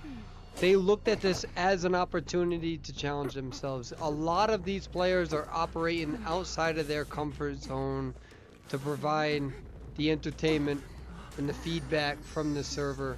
And they really deserve an applause from that. GSL, fantastic match, very well established, very, very good gameplay. Goes to show you, right, Eli, now that we're on live feed, it goes to show you how one little tiny misstep, one little tiny one, is the difference between a tie versus a win. And the biggest difference there is that when we look at this gameplay and we evaluate it, when we see a lot of ties, especially on tournament gameplay, people don't realize how much accuracy is involved in that, right? And this is a team, from my understanding, I've been gone, right? But this is a team that historically has never been part of an official tournament, and they're putting themselves out there for moments like that. Well, we can all look back and be like, oh, why didn't they do this? Why didn't they do that? Well, it's nonsense. Absolute garbage. And it's nonsense, because at the end of the day, these are folks who looked at this opportunity, took advantage of it, and said, you know what? We want this experience. We're going to put ourselves out there. They could have easily have said, we don't want to be on live feed today, and they're here. And I applaud all of them. And GSL reminding the entire server We may be a little loud on Twitter, but we back it up. And that's what they're doing right now. Yeah, exactly. I love them all, man. I love them all. I I've gotten to speak with both of these teams privately for over an hour each, maybe give or take. So I spoke in my time one on one with these teams. Midnight actually was super accommodating with GSL, allowed them to change up their lineup, allowed them that privilege relative to the tournament and the mistakes that we have made. So if anything, it should be well documented that Midnight here allowed GSL to make their changes. These two teams, I really hope, right now they're going to be in the middle of competition. They're going to be, in that competitive mindset. But I hope that these two teams become friends in the future because both have worked together to make this happen. And nobody can take that away from either team, especially Midnight Yep. or Minute. I keep saying Midnight. I'm gonna just quickly run to the bathroom real quick. Give me 1 second. Oh, be quick.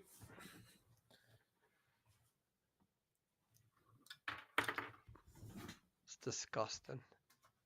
Real gamers just pee. I'm just kidding. We have no sponsors. I can say whatever I want. I don't even care. Don't even care. Shout out to the potential sponsor. So with that being said, chat, how are we all doing, chat? Now that Eli's gone, right? How are we doing, chat? I'm looking at chat. I'm looking at all of you. Shout out to the moderators. This is a great night. I'm not gonna lie. I'm actually like a little emotional because we're seeing all the hard work to come together. We're seeing players like we're seeing Sus. We're not seeing them, but Sus understood what happened. They've been so polite behind the scenes. They're so eager to show you all that they're gonna grow from this. Shout out to Sus. I don't care what haters are gonna hate. I don't give a damn about them. Um, and then on top of that, we see Minute who were able to allow GSL to make the accommodations. We see GSL come back, make the accommodations that they needed to. The all teams, every team is allowed to change their lineups in the next 48 hours to make sure that we can get a solid clean. Hold on 1 second. We see the software developer. The software developer saw all of your comments and spent this entire week trying to build up on this platform. And then we got the graphic designers who made different graphics and stuff, but they haven't been shown. We saw video editors who have come out of the works, who have made trailers and whatnot. I mean, everybody's just coming together. And you know what's so funny? And I genuinely mean this. And we're gonna switch to the band pick phase because we're at that point right now. No matter what, and I'm not gonna tell you guys what you're seeing on the screen. I think that's kind of boring. I'm not gonna lie. I hate. Oh wow, we saw a magician. Oh wow, we saw a puppeteer. Okay, we can see. We have two eyes. Um, but with that being said, I want to thank you all because last weekend was definitely rough, and I feel bad for what I put my staff through. I feel bad for all of the referees, the game makers. I really did disappoint the server. I disappointed my staff. I disappointed you as people who have come and joined this. And you had the opportunity to jump on that. And I took note of those who did.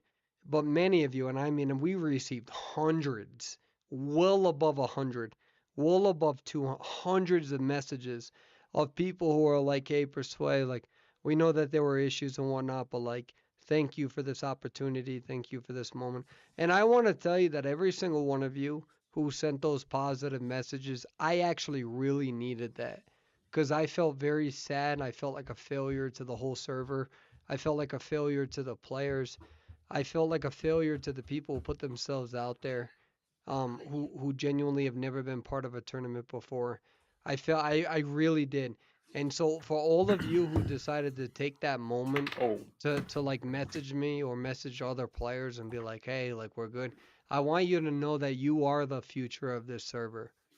No, and at the end of the day, no one takes that away from you. This is again, this is like the alpha version, and alpha is in like terms of development of tournaments. If you watch last weekend, you can see this weekend. You can see the difference right now on your screen right now of things popping up, things changing. And I want you to know that I'm genuinely going to remember those who helped me during that moment, who helped all of the teams, the staff. We see Percy that just got selected. I am gonna mention that I didn't expect Percy to be selected right there. Uh, didn't expect that. But a I have a heart to question. heart between me and you all, I genuinely appreciate you and thank you so much. I can guarantee you that the future is bright. We haven't even scratched the surface yet. I have a question. Yep. Did you, by any chance, say that it's disgusting and that real gamers pee on stream? No, we'll do what he's talking about. Well, I got an interesting message from some people. Said that Persway said that real gamers pee on stream, Dude, I and have it's no disgusting. idea. I don't know what. Dude, I You think don't they're know what trolling you, bro. you think they're trolling. Yeah, I genuinely do. I would. That's weird. yeah. I think it's possible, but Yeah, no, just that's wanted weird. to clarify. What? Just What did they say see again? both sides of the story. What did they Something say? about something about let me see. I quote Persway said Persway called me he called you disgusting and said you should have peed on stream. I did no, dude. We're in an official tournament, man. That's weird. Cause like Sorry. I thought comments we like didn't have that hurt sponsors. sponsorships, and whoever said that to you should probably like, you know what I mean? Mm-hmm. Let's see what it says about that. I'd like to know who's saying that to you, cause like at the end of the day, like I said that this was a semi-formal tournament or whatever, but like that Yeah. goes that goes a little too far. Even your dog in the background's pissed off at that comment. You know what I It's kind mean? of interesting that I wouldn't say that. it's kind of interesting though. The chat said I'm getting gaslit right now. I don't know if that's true. I don't know who to believe. Bro, first of all, Stuff. gas prices are going down, so I'd like to correct the narrative. Second of all, Eli, the thing is that, you know, between me and you, we have a professional relationship, and I wouldn't ever dare But to say any, and I'm not even a gamekeeper main, but like I genuinely mean I would never dare to say that. yeah, That's a good dad joke. On live feed. Yeah. yeah. I got Whoever you. said I that, got you. like, bro, those are the people that Wait, does GSL stand for gaslight? uh Is that is that right? GSL I don't gaslight. know. Do you want me to be biased? Like, I don't want to be mean to GSL. Do you want me to be mean to GSL right now? Uh, you're. I mean, we don't got sponsors, right? So We have no sponsors. Can I be mean to there you GSL? go. So first of all right, most of them are from New York, which we ain't Oh got yeah, time for here in Boston.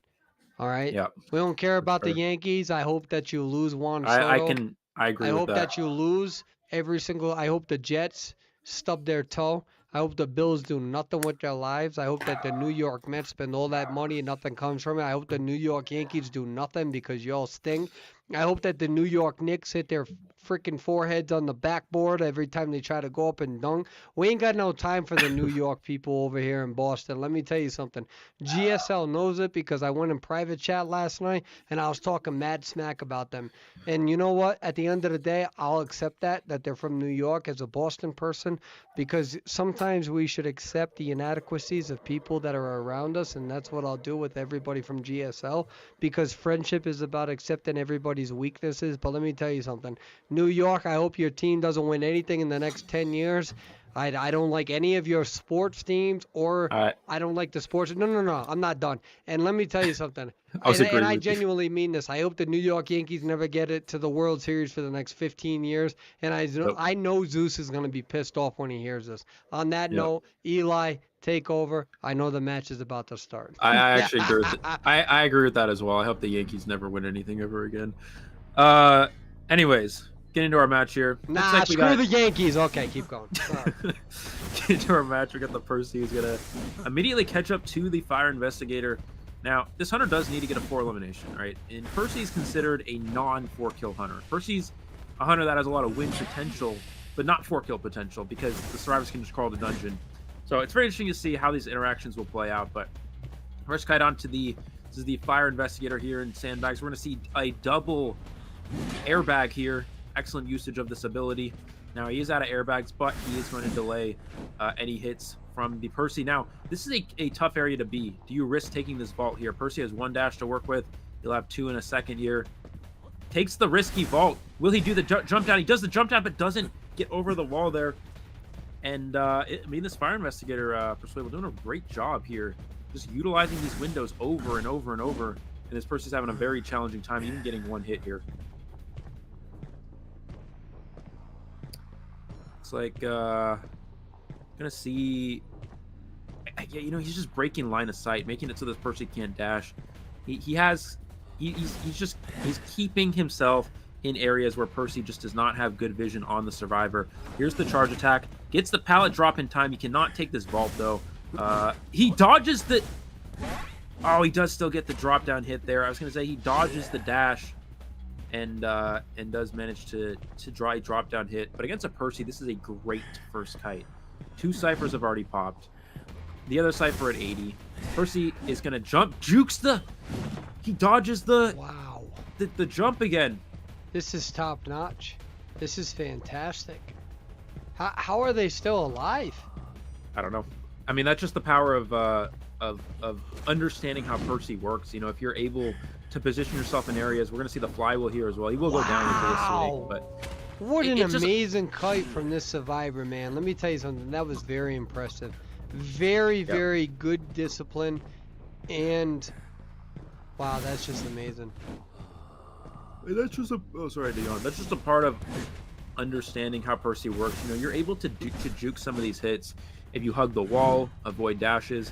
And all these survivors are doing a great job. We should see an illusion in this pallet here to avoid it. Doesn't even need it. Hasn't even needed the illusion just yet. Going to use this pallet. Magician being very conservative with their items. And it's actually paying off. I would have probably used an illusion by now.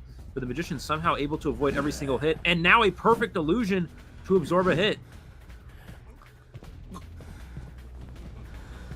They're playing very well. And this is why, in all fairness, Percy is a very difficult hunter to play. Yep. I mean, they really are. To play this so early, very unexpected. But we're seeing the reason why this is so tough at times. And then moving on from what's going on here, Eli? We're down to 1 cipher. We're down to 1 cipher. Percy's already used their warp. The last cipher at 50. So at this point, the survivors will just begin a new cipher machine. There's no reason to commit to the 50% cipher here. We're going to see Zeus now taking the kite. And so here you're just going to want to do 2 ciphers. One survivor pressures the shack cipher at 50%. Another one opens a new cipher machine.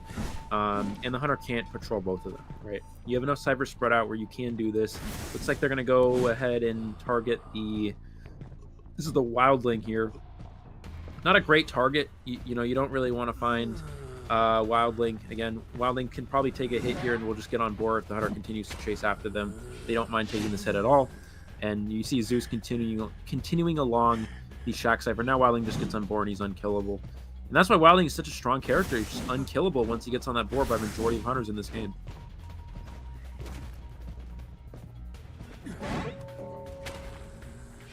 We are going to see... Yeah. Zeus took a hit right there. Oh, beautiful hit right there too as well.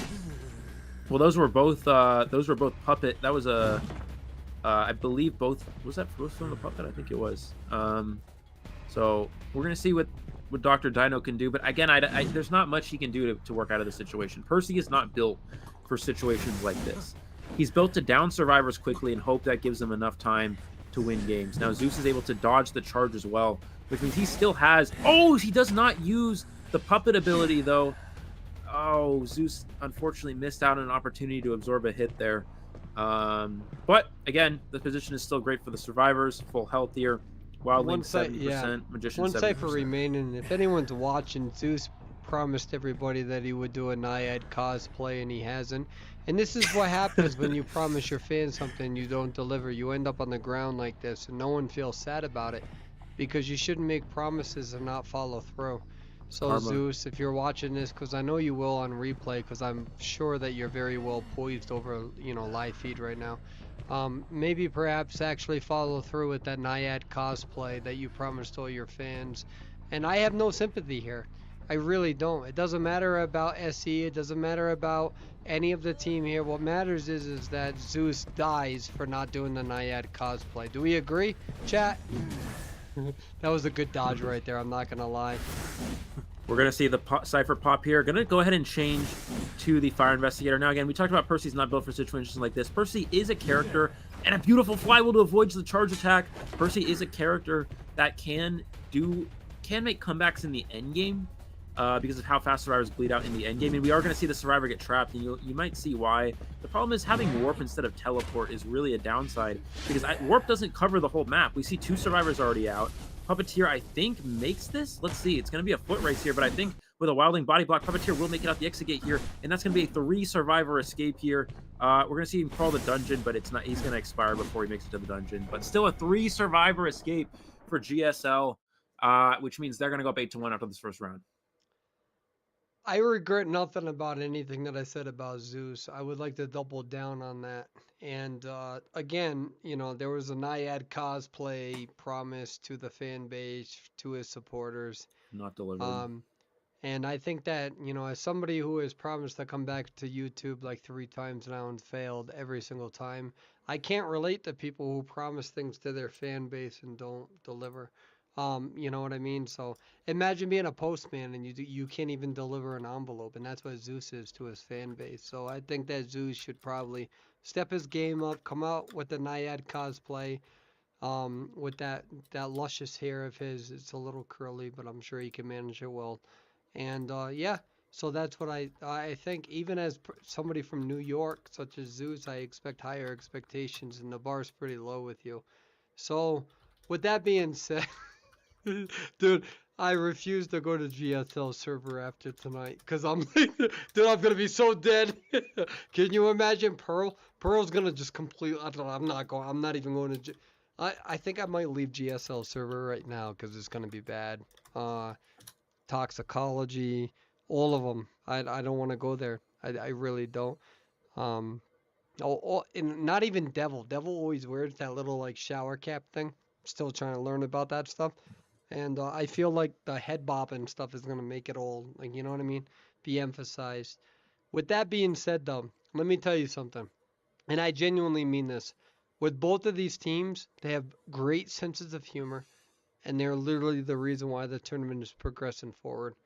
You know, the big thing to understand with Minute is that they're not making excuses. They understand that this tournament is changing constantly, and they're trying to keep up with it.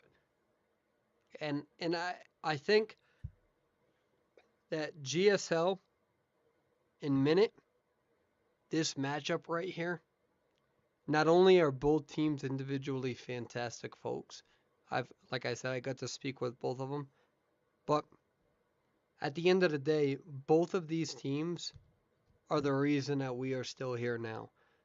Minute at any point in time could have been the biggest pains of asses, and they weren't. They were like, we are willing to do whatever that we can to help this tournament progress forward. And GSL had to make a bunch of changes and whatnot. Minute at any point in time could have been like, no, not this, not that, not whatever. Minute was literally like, we are willing to do whatever that we can to make this tournament progress forward. And they've been extremely loose. They didn't go back to the rule book, the rule book. They didn't go back to like technicalities. They were just like, as long as we have the best understanding of what we're going against, that's what matters. This tournament is progressing right now because of how laid back they are. And for historical reasons, that should be acknowledged and respected. People should say thank you to Minute. And they were also challenging themselves being in this tournament. They are all fantastic folks behind the scenes, and I hope that in the future I can stay in contact with every single one of them because Yep, they're great people, absolutely. genuinely. And these are the teams that are the future of this server. And I mean that. Right Yep. now you're going to see them roaring it. You're going to see them as a new team. You're going to see them putting themselves out there, but guess what? They put themselves out there. They showed up. They're here right now. Nobody can ever take that away. Nobody. Not a single person. Because they showed up. They're here. And they made sure that this tournament progressed forward. GSL, they're all from New York except one of them, whatever that it means. But, you know, we accept the inadequacies of the. Just kidding. If I wasn't if I wasn't friends with them, I wouldn't be saying this on live feed. So I already know that we have. I'm not going in their server. I'm not going in their server tonight. 'Cause I ain't dealing with this. Just barely keeping my head afloat. It's like the Titanic, and like I'm kicking everybody off the damn raft. I'm Rose, prettier redhead version of Schmitty, and I'm just kicking everybody off the damn raft. I'm just trying to stay alive. What are your thoughts, Eli? Yeah. Well, no, it's definitely in I've been around this game in competitive for the last, I don't know how many years, 4 years, something like that. So I kind of know how some tournaments can get and how some teams can get during tournaments. There can be negativity, there can be controversy, there can be, over competitiveness to a point where it becomes aggressive, and having teams that are not getting to that, who are not like that. It's very good for the rest of the tournament and people hosting the tournament. So anytime that you're able to play through, and all tournaments have complications, all tournaments have frustrations and things like that. So when you're able to play through an event and sort of keep a positive attitude and keep respect toward the organizers and the people who are making the tournament happen, and all that, it really makes it it really makes a better tournament. It really makes it better for everybody else. So that's definitely good. um Persway wishes Eli was Jack and he was Rose. I don't know what any of that means, but is that a lore thing I don't know about? I don't know. Persway, have How, you how know old are anything you? about? How old are you? So you do know and I don't know. So this is something that I should know. Okay. 23. You don't know about Jack and Rose? What is Jack and Rose? The Titanic, bro. Oh, I never saw the Titanic. I only heard the music, the song from it. I'm not trying to be controversial, but all painter mains are pissed right now. Hey, I shouldn't have. Sorry guys, I've never seen Titanic. I've been told I need to see it, but I've never actually seen it. So oops. My bad. Guys, okay. Okay, to be fair, I wasn't really allowed to watch television when I was a kid for a lot of I my don't even want to childhood. hear So about it, dude. you don't even know what I don't even want to hear about it. I'm kind of pissed. Somebody say 23 is old. I literally just turned 23. There's no way you guys. I feel like I'm getting old, but nah, dude. No. Maybe I'm old. I don't know. How have you never? I've just never seen Titanic. I don't know. It's just never something that crossed my mind, and my parents never showed it to me when I was a kid. So I know the song. I know that, but I actually have the what is it? My Heart Will Go On or whatever. I have that song in my Spotify playlist, but I don't actually have. I've never actually seen the movie. I'm so pissed right now, but it's okay. Dude, All right, let me ask. it was one of the first VHSs that required two tapes. Okay, let me ask you this: how old were you when you saw Titanic? Oh, I think I was 9 or 8. Okay, well, Your parents let you watch TV. My parents didn't. So that's So you know, I don't want to be a hater. I really don't. uh, So what I'll say, Eli, is that that is okay. I'm getting killed in the chat right now. You deserve it, but it's okay. I I support received you. How have you never seen the I'm actually pissed because I'm getting old. Like this is such a wake up call for myself. Um, and I feel like I need a good support system. Cause that was such a big movie back in the day. Like I mean I it was I know. monumental. I mean, dude, do you know what that's like to take like a VHS? Do you even know what VHS is? Is that a It's thing? like the boxes, right, with the like the spin things and you put it in, right? I'm so pissed. Like the big tape. It's like the big Dude, tape thingy, the right? big tape. I'm done, dude. I can't. Bro, I'm Gen Z. I don't know what to tell Dude, you. I can't. The big tape. The guy says the big tape. I remember when I was like 5, we used to have those. No, apparently you don't because you never saw Titanic, so it's fine. Whatever. Oh my The god. big tape. The guy says the big tape. The big tape. It is a big tape. I can't wait for the next Clerk match. I'm just gonna say the big tape every single time they try to record. So I'm gonna be like, oh yeah, the big tape move. Okay, I'm just gonna say this. I prefer to use my brain to accumulate knowledge that's beneficial for current life I don't give a situations. damn about any of that. You called it the big tape, dude. The big tape. I've never heard that in my whole life. Okay, what is it called then? What's it called then? It is called the VHS. Yeah, you said what's a VHS, and it's the thing that's the big tape. I was explaining The it. thing that's the big tape. I You can't, asked dude. what a VHS was, and I was No, dude, I explaining it. can't. The big tape. I was The big tape. I was explaining it. Yeah, yep. Well, you know what? It's fine. It's whatever. This is why history gets lost. This is why history gets lost. Honestly, the big tape. The big tape.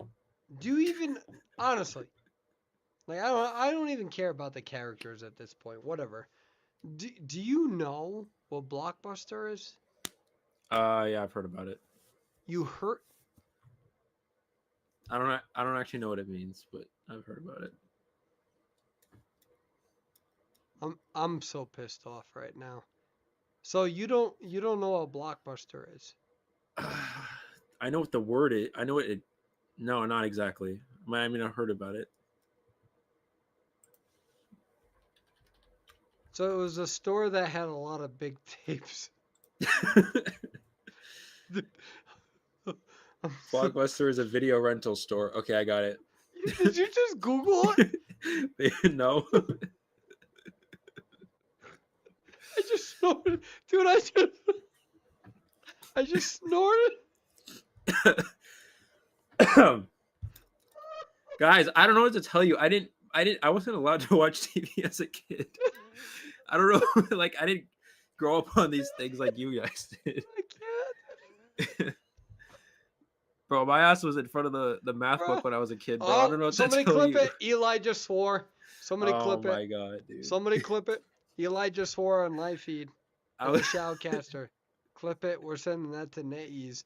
Because if you're gonna disrespect this whole country's like lineage, we're getting you. Well, you're out of here, dude. What about that player last week that you made me pronounce? No, I don't care. I don't even You remember. I'm getting old. I don't remember stuff. But all I know is I remember now. And you just swore, so you're getting canceled. Gameplay. Yeah, gameplay. Um, Okay, but I'm not gonna lie. I was legitimately in front of the math book most of my you know, childhood. honestly, dude. That's why I got good. I'm good at math though, but What the everything hell else. is this? This is what we call the box spawn. It is completely not non-competitive. This is what we call a spawn where we don't care about how the match goes typically. Okay. So I guess we're having some fun here. Let's see what we can do with this strategy, right? Let's see what happens. I mean, maybe this is, or maybe it's new. You know what? I was thinking about something yesterday about how you know, when a lot of new meta and new strategies come out, it's usually because the China server comes up with, and then we sort of go off of that, right? But why don't we just make our own strategies and Not sure. surpass them? Not sure. NAEU picked Leo's memory before everybody else in Koa, like two or Majority three. of the time, Koa that's 3. how. Oh, we're gonna see. Maybe it's just a Oh, China. I Okay. see it. There's a I was about to stream try to there. justify the block spawn, but See, even it the players are pissed off about you not knowing what that's. VHS is. We're gonna go I to don't think they Shoutcast. care. Yeah, no, dude. Literally right now we're seeing a protest from the players. Ladies and gentlemen, we are seeing a protest from the players pissed off at Eli for never A, watching Titanic, B, not knowing what VHS is. And I support it. I think the player, like literally all of them, all of them joined together and we're like, you know what, Eli? This is garbage. And I appreciate that. Because that's the right way to protest. And good for them. They all joined together. And they were done with you. And I can understand that. Uh huh. Not everybody has general knowledge. I don't know what to tell you. So There's other things that I know that a lot of people probably don't know. What's but 18 times 17? It is. That's a hard. Give me a second. Should be 306. That was you didn't give me enough time to answer that. I think chat, can we fact check that? 18 times 17. I think it's 18 times because I 56 should be 306. I think it's 306 unless my math is wrong. Okay, we're gonna go into the. I'm hitting the wrong buttons. Wait. Hey chat, I miss you, boo boos. Okay, we're back in the match. Here we go. Isn't it 324? It's 306, I think. Is it actually? Well, I might be wrong. I did on the top of my head. All right, here we are. We are restarting this match.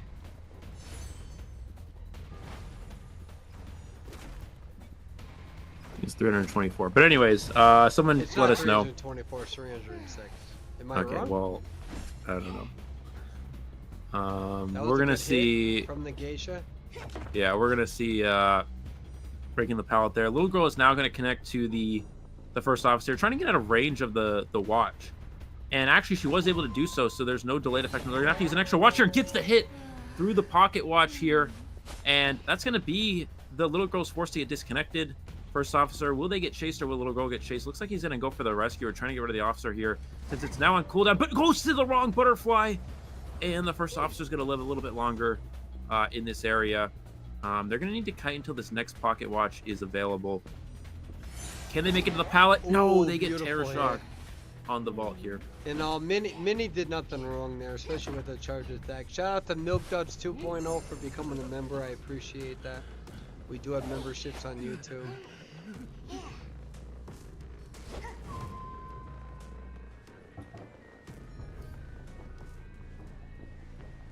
By the way, I think you're right about 306. I was thinking about it, but yeah. For the record, I can do other math, but like calculus related things and astrophysics related things. But anyways, back to the match here. We're gonna see a rescue here. Looks like this is gonna be the entomologist rotating in, although she does have wanted orders, so this is a very challenging save to make. We do have flywheel, so we'll probably see her be able to save here, but without tide turn. Oh, but gets hit through the flywheel, and this is also going to be a rescue that's right after half, so this is not going to buy extra time for the decoding. Entomologist is going to go down. Officer's able to use a pocket watch, but looks like maybe going to share the ento. They're going to share the ento. This gives officer some distance to make, but the officer actually has wanted order, so the hunter can just continue after the officer here. We could see a switch to warp, or maybe they'll just continue with the butterfly. This is also perfectly acceptable, and that's what we're going to see in this case. See Mini MK, the tough area. Let's see how they use it. Oh, wow. Beautiful move from the geisha. And that's I going to get, be Officer dead on chair here with 3 Cypher machines remaining. Also, yeah, the second Tide Turner has been expended of that first Geisha did of a that little fantastic girl. job there for sure. Because what they did is they pretended like they walked through one route, held their button down, and then rerouted behind it. Yeah. Oh, wow. This Geisha's doing a fantastic job right now. We're going to see them placed on chair. Now, this is the second time Yento will be on chair. Looking at the Cypher progress. Yeah, there's no Cypher progress. We see one Cypher about 30%, and they still need 2 full Cyphers to go. And, you know, with Ento being on the second chair and Officer expired, this is looking really good for this Geisha at this point. I believe that is the little girl who's hiding out in the tent area, but she can't make the rescue. The hunter's cutting him off from so far away, so yeah, this is really just wow, gets the dash over right over the chair there, hitting the little girl here. And Lawyer and little girl will be the last 2 survivors remaining, with still 3 full Cyphers to go here. Oh, get the swing off right away. Little girl's able to stay alive a little bit longer. Lawyer's able to pop a Cypher machine here, but cancels the... Oh, actually canceled the swing, but will go down to the dash there. And now it's just cleanup duty for this Geisha, trying to look for a 4 kill.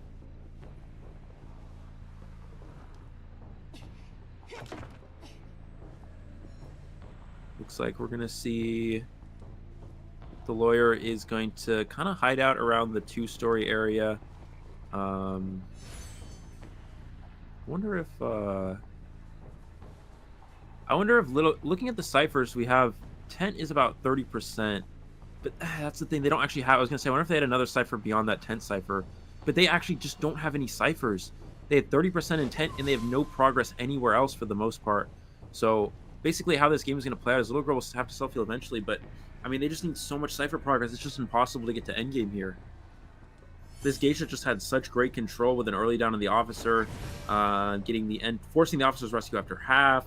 Entomologist also being placed on the rocket chair. Just so many game-changing plays. Now, Lawyer can take the going down the slide. There's no risk of him getting terror shocked on the slide there.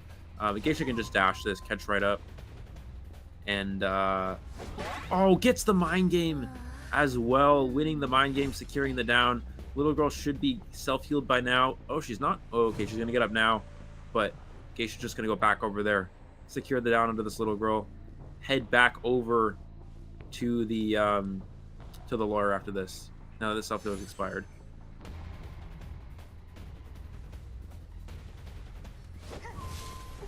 Gets the dash off, gets the down onto the little girl. The page not quite quick enough, and this is again why, you know, a character like little girl we don't see too often. A lot of these hunters struggle against or a lot of little girl struggles against a lot of hunters because the dash is just from Geisha is just too fast. In other hunters as well, the page just does not activate quick enough. A good buff for little girl to get would be to make it so her pages react faster when she throws them down, but they just take such a long time to kind of disperse and push the hunter back, and it makes it so easy for hunters to still get the hit, which is what we saw here.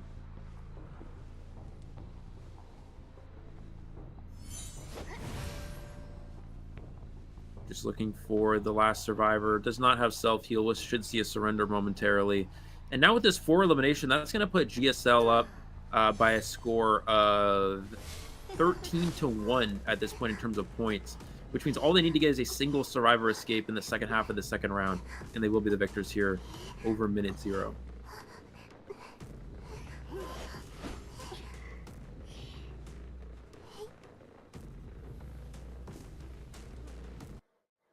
And we will switch back to us here on the official shoutcasting. What are your thoughts, Eli? Well, I think it's a pretty good setup, but one of the biggest situations that kind of worked out well for the hunter was they were able to get a quick down into a rescuer character, which was pretty game changing.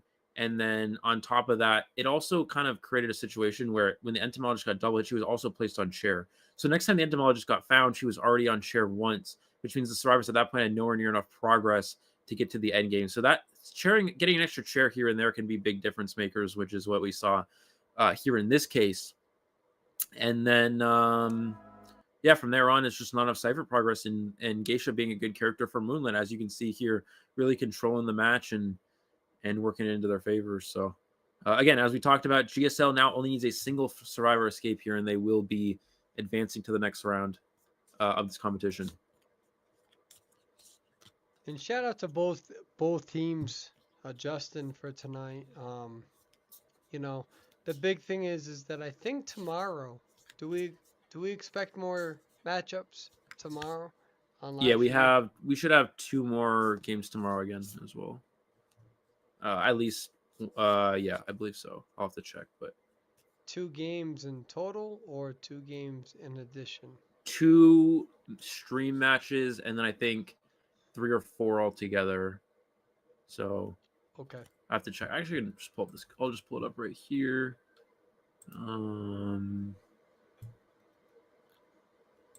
Boom.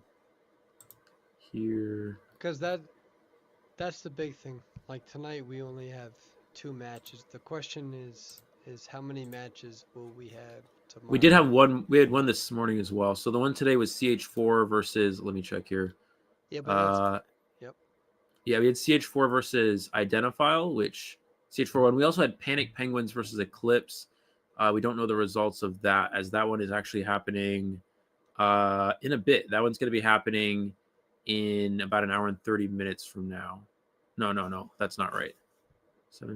No, it's already started. Sorry, that match is about to be over. We'll have the results of that shortly. Um, we also have Kismet versus BYD today. That's a winner's bracket match that's happening off stream, and Q Girls versus Palette Warriors, which is happening in a bit. That one is elimination bracket. As for Sunday, we have um, 2 elimination bracket matches. That's going to be Free 5 and EE. And we also have Furfam and Rise to Stars. I believe both elimination brackets off stream. And then for the winners bracket, I'm not sure yet. I'll have to look back at that later. All right, we transition to the band pick system over here. Um, I'm sure we'll be able to figure it out.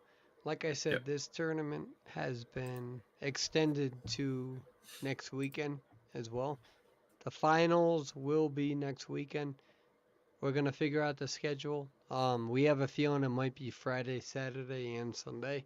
Might be Saturday and Sunday. Um, we've definitely improved this weekend, for sure. We got the graphics going on right now. We got the improvement of the teams, the schedule. So first weekend was a little rough, but we're getting there, and it's gonna be interesting to see what this week and next weekend is gonna be like. And then we'll take a break a little bit. We're gonna have our next projected tournament is gonna be early January, mid January, especially because it gives a lot of teams time to do their ranking, etc. Especially during COA, and then we're gonna have the COA regionals. We'll see what happens with the COA regionals, in terms of how that works with NetEase. But the future is incredibly bright. It really much so is. And what I will say is this, chat. Haven't said this until now. So if you are watching, you're about to get exclusive information. But what I will say is that tomorrow, depending on the schedule, you might get a cameo. Depending on how that works with how many teams are going to be on live feed, you might get an old school player who's been out of the game for a little bit, who may be dropping in for their first appearance in a long time. And we'll see what that looks like. Definitely. That could be that'll be exciting. So yeah. Sorry, I spaced out. The ADHD kicked in. That happens a lot. All right, waiting for our band picks here. We do need to see a one escape from GSL. I just had that moment every time I'm playing IDV or I'm streaming or commentating or something. Over the course of a day, it gets to a moment where like I can focus for like a certain amount of time, and then at one point I just kind of like lose focus, and I space things out. I used to play baseball actually, and I could actually do it intentionally sometimes where if I was a pitcher in baseball and I could essentially tune out everything else and just make it so I didn't hear anything. Like I could just turn off my ears. It was the weirdest thing. I would focus on the game so much where I could just tune out all the background noise and everything completely. And then sometimes I also do it accidentally. So sometimes it's a good thing and sometimes it's a bad thing. But yeah. Anyways.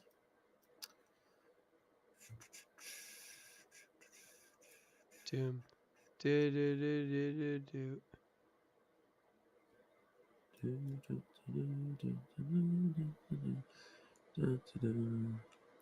I've had the Indiana Jones theme song stuck in my head for the last 10 years. Actually, 14 years. No. Yeah, 14 years. This kid, we're back on us for a second. Okay. You've been, like, Indiana Jones and blah, blah, blah, but you don't know Rose and Jack on Titanic? Okay.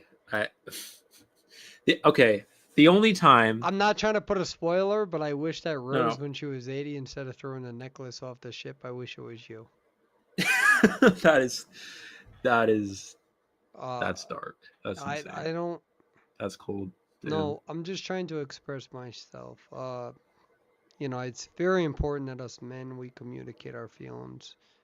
Because I feel like when we don't communicate our feelings, we pent stuff up. And I feel like because this tournament has been extended another weekend, I feel like I just have to tell you how I feel now. Because I feel like I'm going to take it out on you in the future. And that's not fair to you, your family, your lineage. Um, so thank you for allowing me this moment. So all the the time I'm putting in to try to help this tournament, you just want to throw me out over the boat or whatever. And Over the boat, that was good. that was actually, there was a lot of creativity with that one. I applaud you for that, Eli. That was good. Honestly, I actually feel bad for the people who join me on live feed because there's like so much, because I'm full improv. So, for some people, I feel like I have to dial that back with my improv because like it's always like on the stir, on the moment. That's how I am. I don't write things down. There's nothing scripted going into this. But with you, I like the idea that you're definitely able to like follow through with that. You're able to like adapt to it. I don't have to like dial back. You're just like whatever I say, there's like even when you don't know what to say, you like acknowledge that and then you allow the awkward pause. Like, yeah, dude, it's so fantastic working with you. I'm so happy because sometimes I have to really really dial that back. And with you, I feel like I don't. You just have this natural, like, well, I don't know what to say. Or you do. And that's what makes you special. And also, what are your thoughts about this nightmare right now? What is that? What's going on? well, I know last week I mentioned that based off of how the game is currently, Nightmare is considered the weakest hunter in the game out of all the hunters. However, according to Dr. Dino, I believe it was Dr. Dino who made a comment in the chat last week. He mentioned something like it's actually the second worst hunter. So I think that must be the logic for playing him today. And here we go. Nightmare. This is a character that I guess Dr. Dino is known to play. Now, something interesting I learned earlier today, guys, is that recently I've made a transition to playing on PC more often because it's better quality when live streaming on YouTube and such. But and I've been trying some hunters, and Nightmare is actually a good hunter for PC. Now, I'm not actually sure if Dr. Dino is a PC or it's better for PC than it would be on mobile. That's the only thing I can say. Yeah. It feels better, but And I wonder it if could be Dr. because the PC players are here. And we do see Nightmare working from bridge, going into two story immediately above. and we'll see what happens here between the survivor and the hunter. And Eli, tell us your thoughts here. What's about to happen? Well, first chase onto the embalmer. Obviously, this is the easier chase target in that you don't have any kiting abilities like coordinator and acrobat. Actually, he's going to leave though. He's opting to leave the embalmer here, trying to find a new target.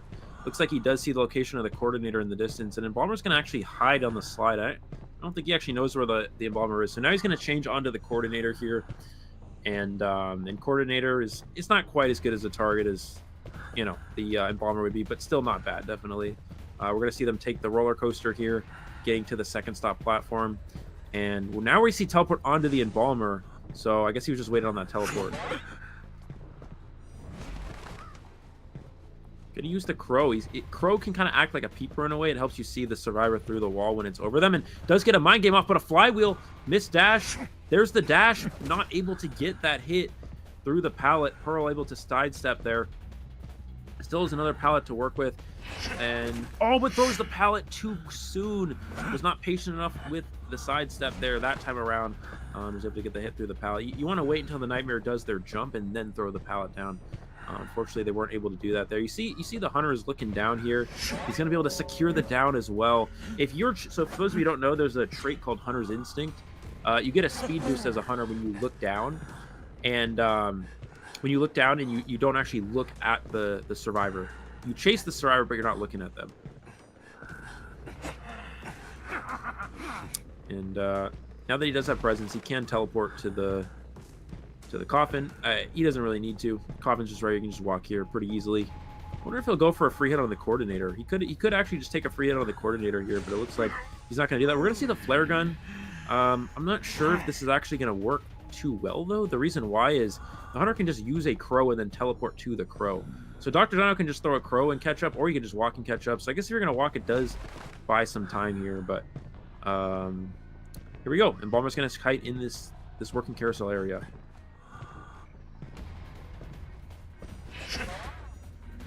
There's the dash and the down onto the survivor, looking at the cipher progress. They have 3 ciphers being worked on. Don't know if it's going to be enough for a 3 survivor escape, but keep in mind GSL really just looking for 1 at this point. 1 survivor out here will get them the victory. Acrobat trying to pop the cipher, not able to do so. And the Nightmare's only to 3 hits of presence, so he's nowhere near full presence. And you really see where Nightmare can really kind of struggle just with chase without full presence. These things can be a bit challenging for them. But looks like Zeus will be the one to come in for the save here, though. It looks like instead of I expected the Acrobat might go for that, but it looks like it's not going to be the case. Who doesn't get terror shock? That was very good discipline. Let's see what happens here. What are your thoughts so far? Is this what you expect from a Nightmare so far?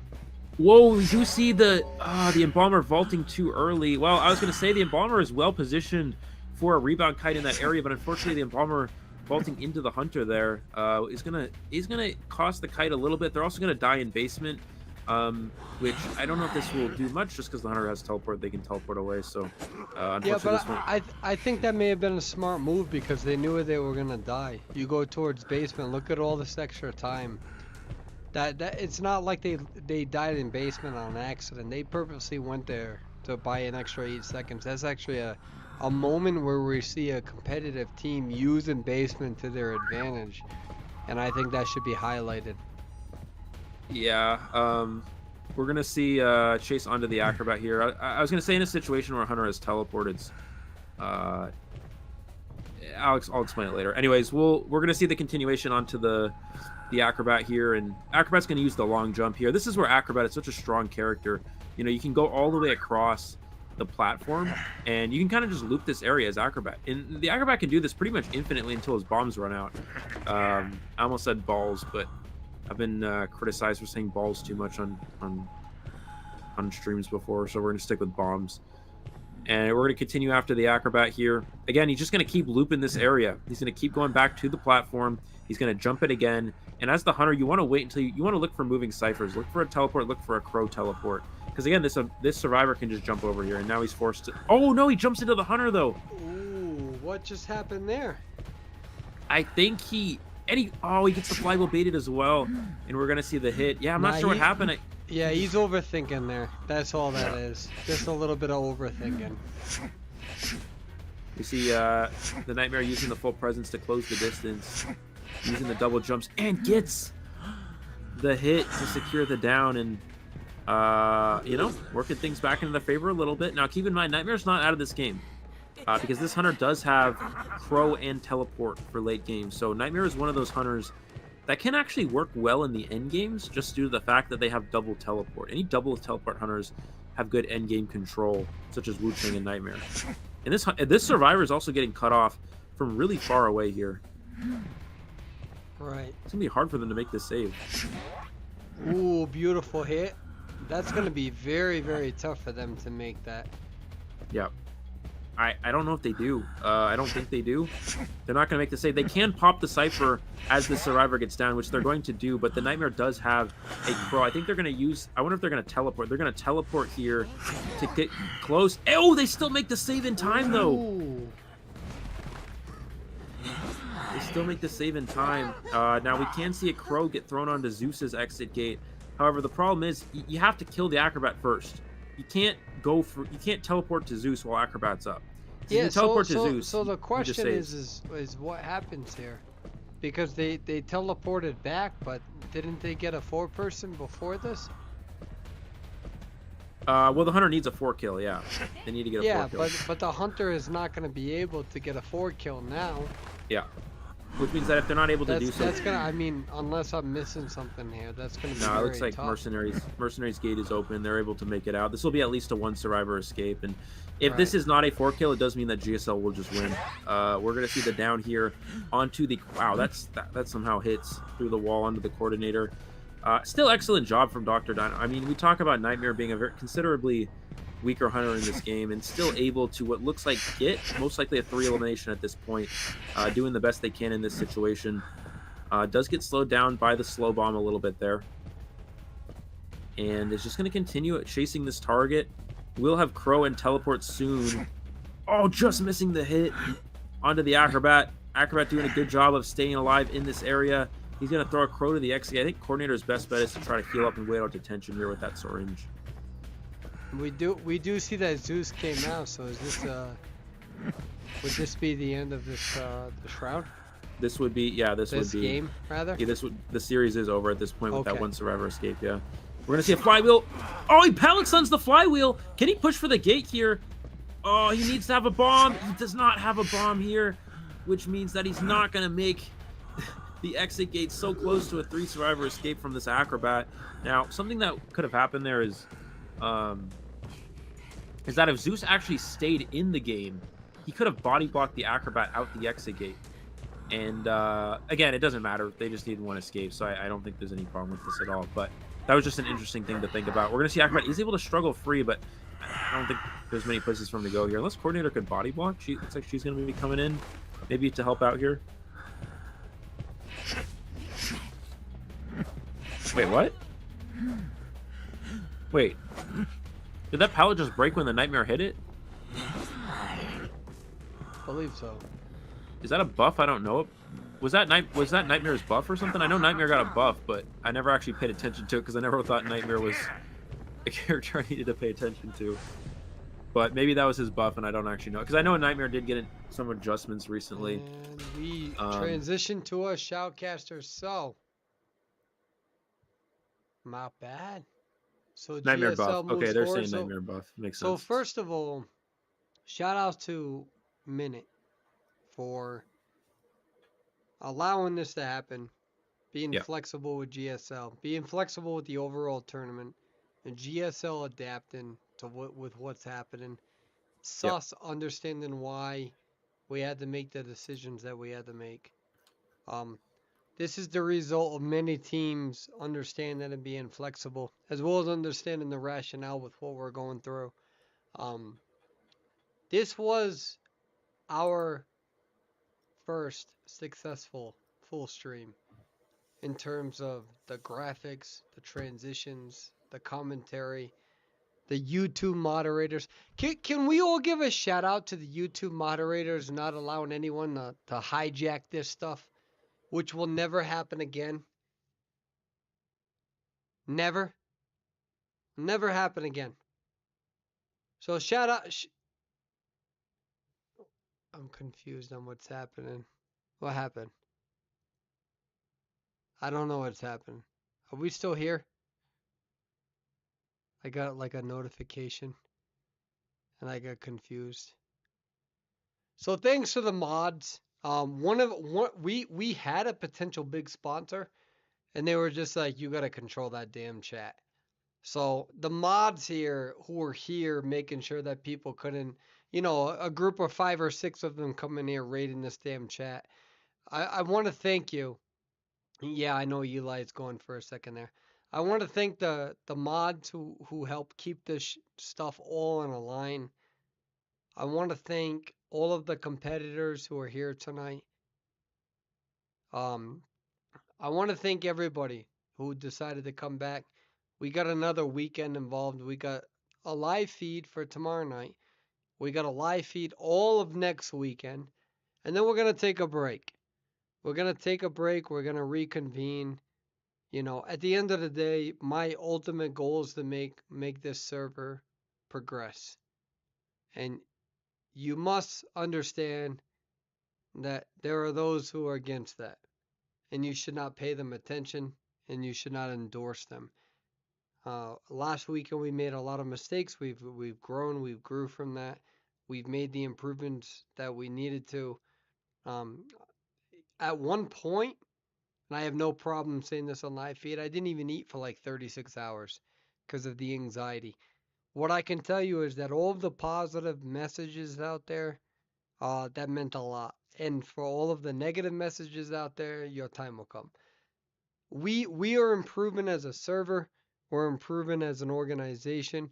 We're improving with the product that we can make. We're improving with the graphics. We are making our own software from the ground up.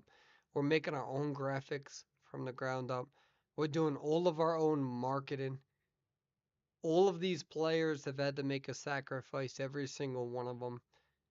Tonight, Minute Zero had to make so many sacrifices. GSL, all of them.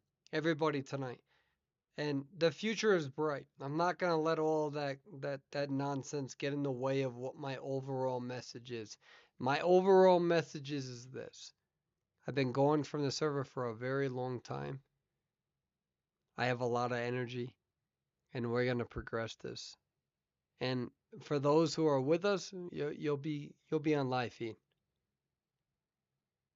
Be careful with how you spend your time as a consumer. Be careful with what you're consuming.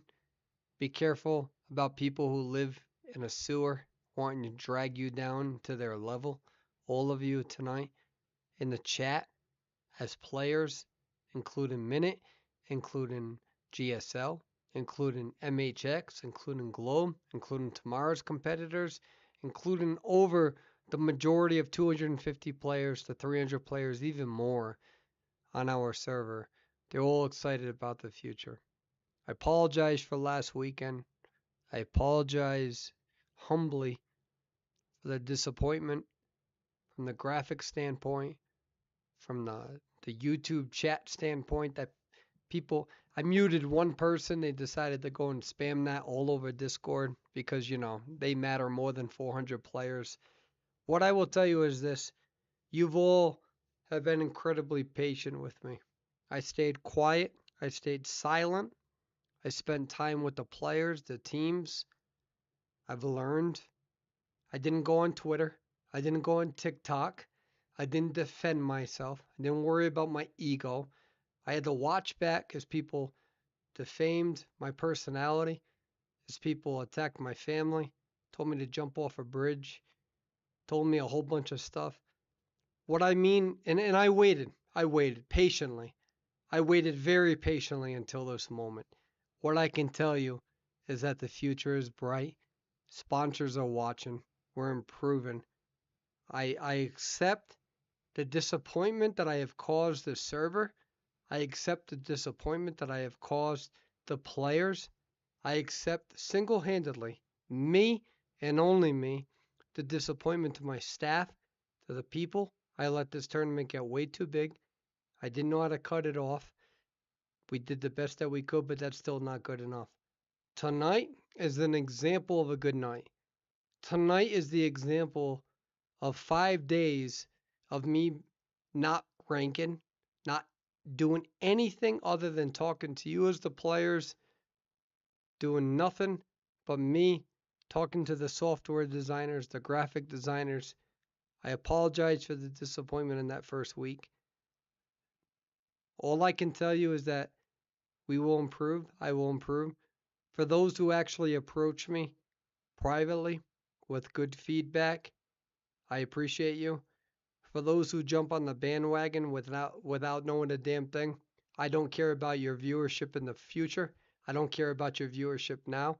I don't care about your participation because my family, my friends, people who care about me had to watch everything that you were posting about me on TikTok, on Twitter, everything. Tell me to go kill myself and all those things.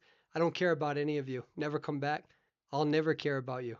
What I care about is the people that believe in the growth, that believe in the development of this community.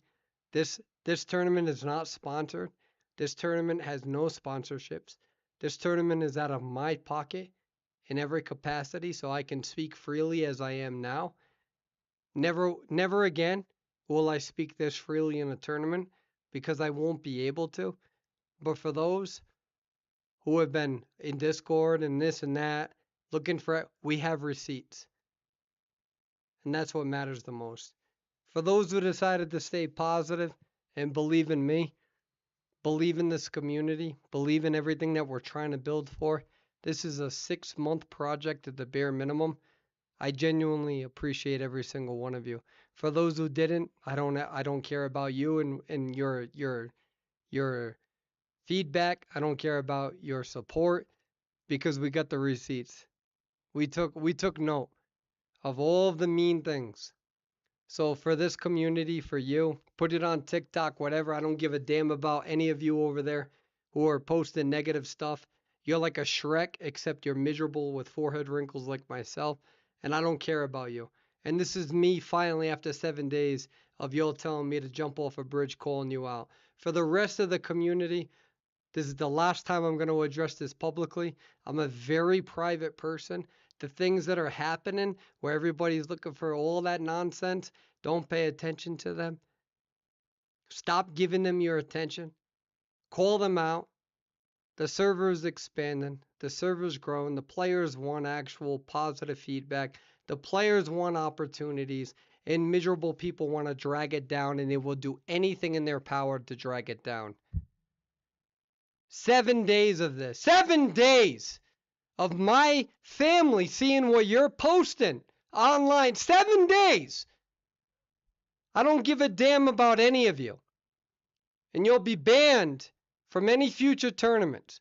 This is how aggressive I am because this is my tournament. And I had to watch and sit back to the harassment and the demeanor and the nonsense. And we got receipts on all of it. You think you got friends, they like us more. It is nonsense.